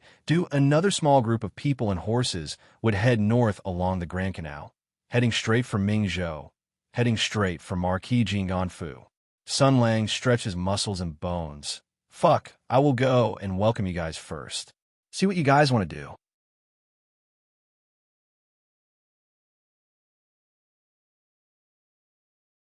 Chapter 346. In one fell swoop, a small town in the area of Qianhang Prefecture on the left side of the Jiang River, Suizhou, had become the center of attention. The imperial envoy's camp was set up in a mountainous area to the west of Lu Town. The layout was orderly, and the atmosphere was heavy. The banners and tents were all black. Looking from a distance, it looked like a dark cloud. The killing intent was biting cold, and the atmosphere was oppressive. Even normal people who didn't understand the ways of the military could see the power within. And those who knew a little bit would carefully and mysteriously say to others, "Black armor." I'm afraid this is Tensei province. These days, first 100 Her Garden was razed to the ground.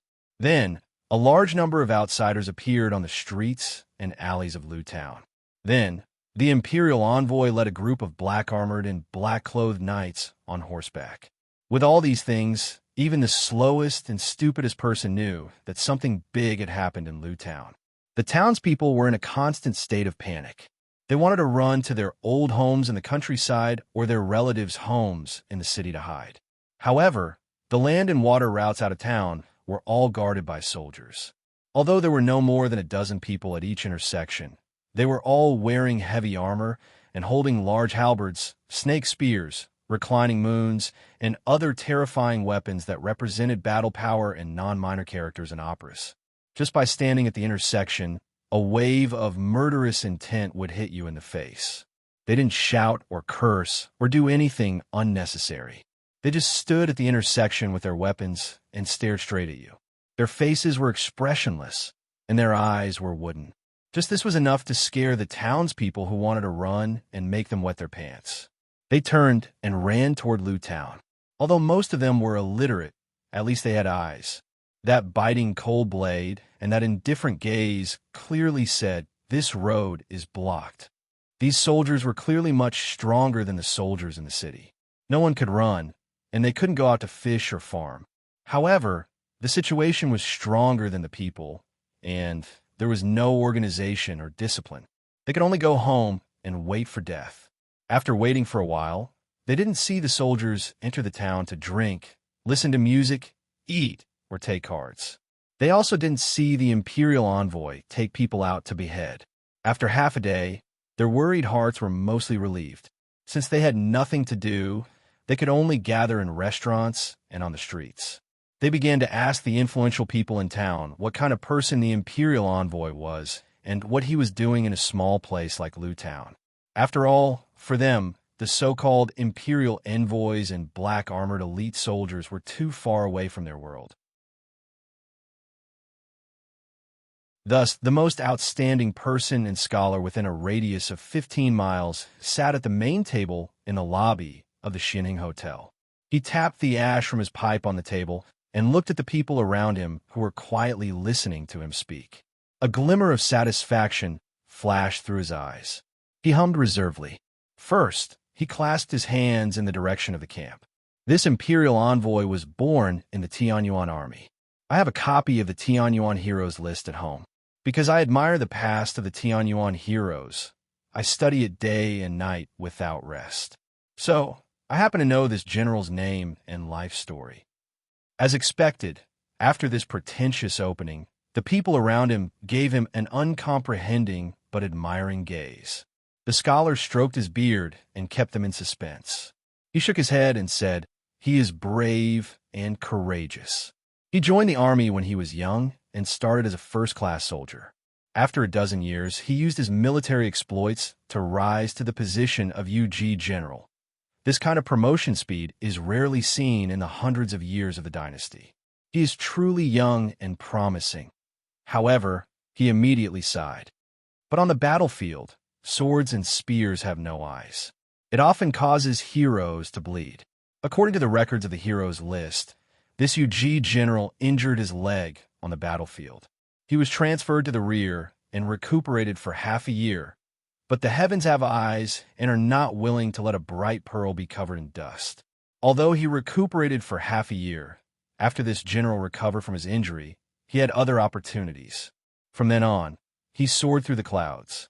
Today, as an imperial envoy, he is in charge of an area under the orders of the king. This kind of achievement is far from what the UG general of the past could compare to. He purposely kept people in suspense to make himself seem unfathomable. Then he made a conclusion. Therefore, the imperial envoy was born a hero of Tianyuan. During wartime, He protected his home and country. He fought bravely while bathed in blood. Wasn't that also for us common people? This kind of general, this kind of imperial envoy, he must love the common people like his own children. He wouldn't do anything to us. Think about it. In the past, when Xianheng Manor came on official business or the local army, which one of them didn't drink wine and get drunk? They said it was official business, but in reality, it was just stealing. This imperial envoy has not offended the common people. He even built a camp and lived directly in the military camp. He has not offended the common people. Why would such a good official make things difficult for us? Everyone was skeptical and spoke randomly for a while. However, with the knowledge and habits of these villagers, naturally, they couldn't find anything to discuss. However, perhaps the heavens were helping them. Suddenly, an excited shout came from outside. The imperial envoy has sent people to post a notice. The imperial envoy has said that he has come on the emperor's orders to investigate. He asked for our cooperation and understanding. All of the townspeople will be given food and money every day according to the number of people to provide for their daily needs. If the common people delay their farming and livelihood, the national treasury will pay compensation. This is the emperor's great kindness. Everyone was surprised and happy. The cultured person put his hand to his forehead and sighed. With an official like this, the country will definitely prosper for thousands of years to come. Thank you for the emperor's great kindness. The imperial envoy is benevolent and righteous. Thus, the inn was filled with a cheerful atmosphere. Everyone began to thank the emperor for his great kindness and praise the imperial envoy. They wished for the emperor's long life and for the imperial envoy's promotion. This news seemed to have grown wings and embraced the entire town. In this surprised and happy excitement, everyone became happy and grateful. From the beginning to the present, all of their doubts were swept away by the air of blessings. They only felt that the imperial envoy from the imperial capital could also hear their prayers. Then, his heart was free and he was prepared to give the people of Lu Town unlimited happiness. It seemed that, at least in this period of time, the imperial envoy would become a prominent figure in Lu Town, Qianhang Fu, and even the entire Suizhou. His name would be on everyone's lips. However, while everyone was discussing this benevolent imperial envoy, almost no one knew that there was another imperial envoy with a dozen or so attendants who dejectedly boarded a boat and began to head north along the Grand Canal. Who knew if it was low-key or shameful? But this small boat didn't even display the imperial envoy's banner. Compared to the imperial envoy's black-armored bodyguard, the people's prayers, and the attention of tens of thousands of people, it had already reached the pitiful stage of losing the imperial family's face. Who knew if the Mingzhou officialdom and Marquis Jinggan Fu would feel that they might have encountered a fake imperial envoy when they saw this? Without comparison, there would be no harm. With comparison, the members of this small group of imperial envoys naturally did not have any good voices. Gloominess was written all over their faces. The imperial envoy, Qin Hui, was a person who had broken away from vulgar interests. He didn't seem to care about this kind of ostentation and difference in status. He pushed open the door and walked out with a fishing rod in his left hand and a basket in his right. He slowly walked towards the stern of the boat, as if he was going to fish. The attendant beside him seemed to be his friend. He furrowed his brows and said, "Brother Qin, you're really in the mood." Qin Hui smiled faintly. "Brother Yuanzhong, why aren't you in the mood?" This person's name was one Yuanzhong. He was Qin Hui's personal friend and henchman. Hearing this, he slapped the railing and said in dissatisfaction, "Why aren't you in the mood? Does Brother Qin not know? We're both imperial envoys, but he, Xiong Lao is flushed with success. He has black-armored elite escorting him. How impressive is his reputation? Even the Suizhou officialdom has to look at him. But what about us? We dejectedly head to Mingzhou. Our grandmother isn't close, and our uncle doesn't love us. It's like we're collateral." He frowned and spoke of the source of his dissatisfaction. "It's fine if it's wartime, But now that the world is at peace and recuperating, the imperial court still values military power and belittles civil servants. It's simply a mess. We're all imperial envoys, but the difference between civil officials and military generals is so great. Could it be that with Brother Qin's skill and talent, you can't compare to Xiong Lauer? You're both heroes of Tian Yuan, just because he's Brother Yuan Zhong. Be careful with your words, Qin Hui shouted in a low voice. Also, you should call him Second General Xiong, Xiong Lauer, and so on. It's too rude. Don't call him that in the future. Yuan Zhong curled his lips and said resentfully, "What's wrong with that?" It said that back then, there were people who called him. Before he finished speaking, he saw his good friend's sharp gaze. He shut his mouth, snorted, and turned his head to look at the river. Qin Hui smiled and handed the fish basket to her other hand. With her free right hand, she patted her good friend's shoulder. "I know that Yuan Zhong is complaining about the injustice for me, but it's already great that I'm able to be favored by His Majesty and share His Majesty's worries. How could I dare to be picky? If I do this beautifully, I'll naturally be in His Majesty's heart. There's no need to care about mere ostentation." He walked 2 steps and stood beside the railing of the boat. He said lightly, "Think about it. Even if we're surrounded by attendants and the local officials scrambling to please us, what's the point? What they care about is the imperial order of the imperial envoy. What they respect is the imperial power in our hands. If we don't have the title of imperial envoy, which of those border officials will look at us with their eyes? It's not easy to be an imperial envoy. If you're intoxicated by it, you won't be far from death. Only by doing the emperor's task well and continuously climbing up the ranks, there will be a day when we can make them bow their heads and respect us without using His Majesty's banner. That's what it means to be a minister with real power." He turned his head to look at his good friend and smiled. "Moreover, don't think that Second General Xiong Lao is riding the crest of success right now. His days are very difficult.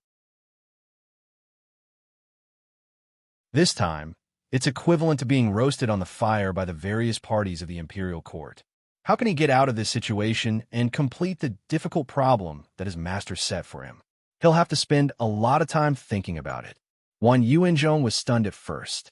Then, he revealed an angry expression. "Difficult problem? What kind of difficult problem is this?"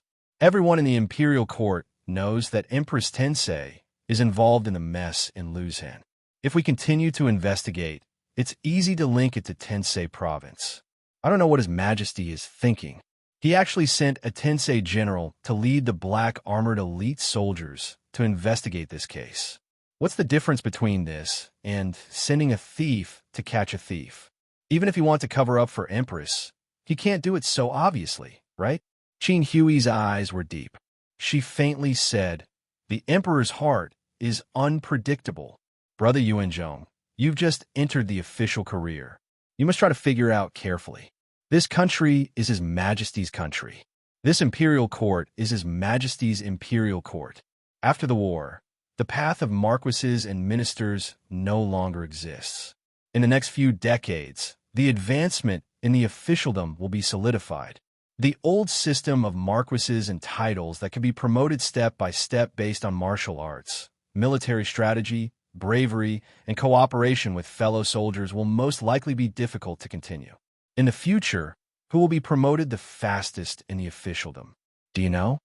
He turned his head and looked at his friend. He faintly said, "The dog that His Majesty likes the most will be promoted the fastest. Therefore, you must learn to figure out His Majesty's mind. If His Majesty thinks that the military officers are powerful, then you must be a sharp-toothed dog and bite the military officers.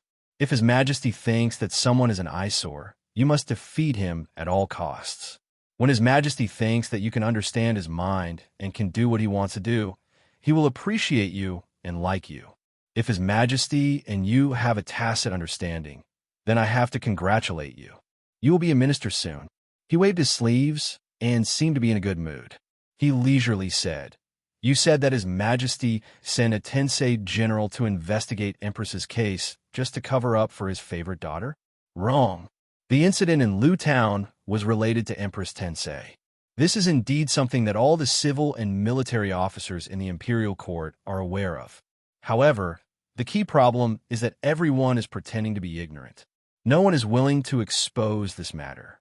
Wan Yuanzhong hesitated and said, because if this matter is put on the table, it will mean an all-out war with Tensei province. Yes, although there are many people who want to attack Tensei, no one is willing to take the lead. Everyone wants to take advantage of the situation. Therefore, although the imperial court is in a mess, it still hasn't evolved into an all-out war for the throne. This is because the princes aren't prepared.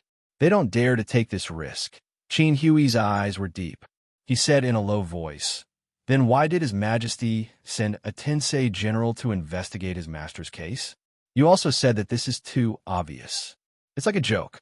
His Majesty won't make this kind of mistake. He must have his reasons for doing this. I thought about it.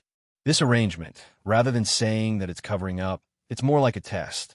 For His Majesty to do this kind of thing, although the civil and military officers in the imperial court won't say it, they must be very dissatisfied in their hearts. Right now, who knows how many eyes are staring at Lu Town and General Xiong Air. As long as something goes wrong, everyone will definitely use this as a pretext to make a fuss and fiercely attack Tensei province. Therefore, Empress must be careful in dealing with this, because this is His Majesty's test for her. For the other princes, this is also an opportunity. An opportunity to openly suppress Empress and reduce her impression in His Majesty's heart. Imperial Envoy Qin took a deep breath and said, I can only say this much. Brother Yuanzhong, do you understand? When Yuanzhong's expression changed, he said with difficulty, you mean His Majesty? His Majesty is, I didn't say anything. The Emperor's heart is hard to fathom. Qin Hui smiled. He picked up the fish basket and fishing rod and walked to the back of the boat, leaving his friend behind. Yes, the Emperor's heart is hard to fathom. Brother Wanzhong, are you scared just like that? I still have a guess that I haven't said out loud.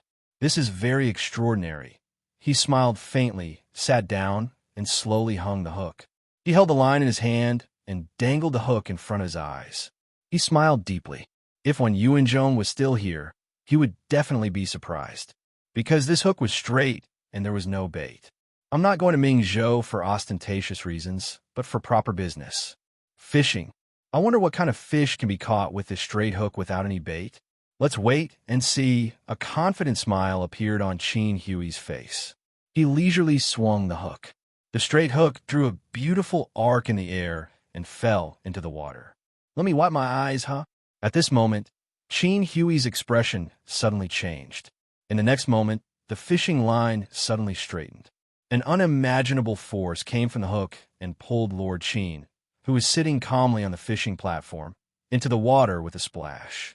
You're tuning into the Warrior Lore YouTube channel.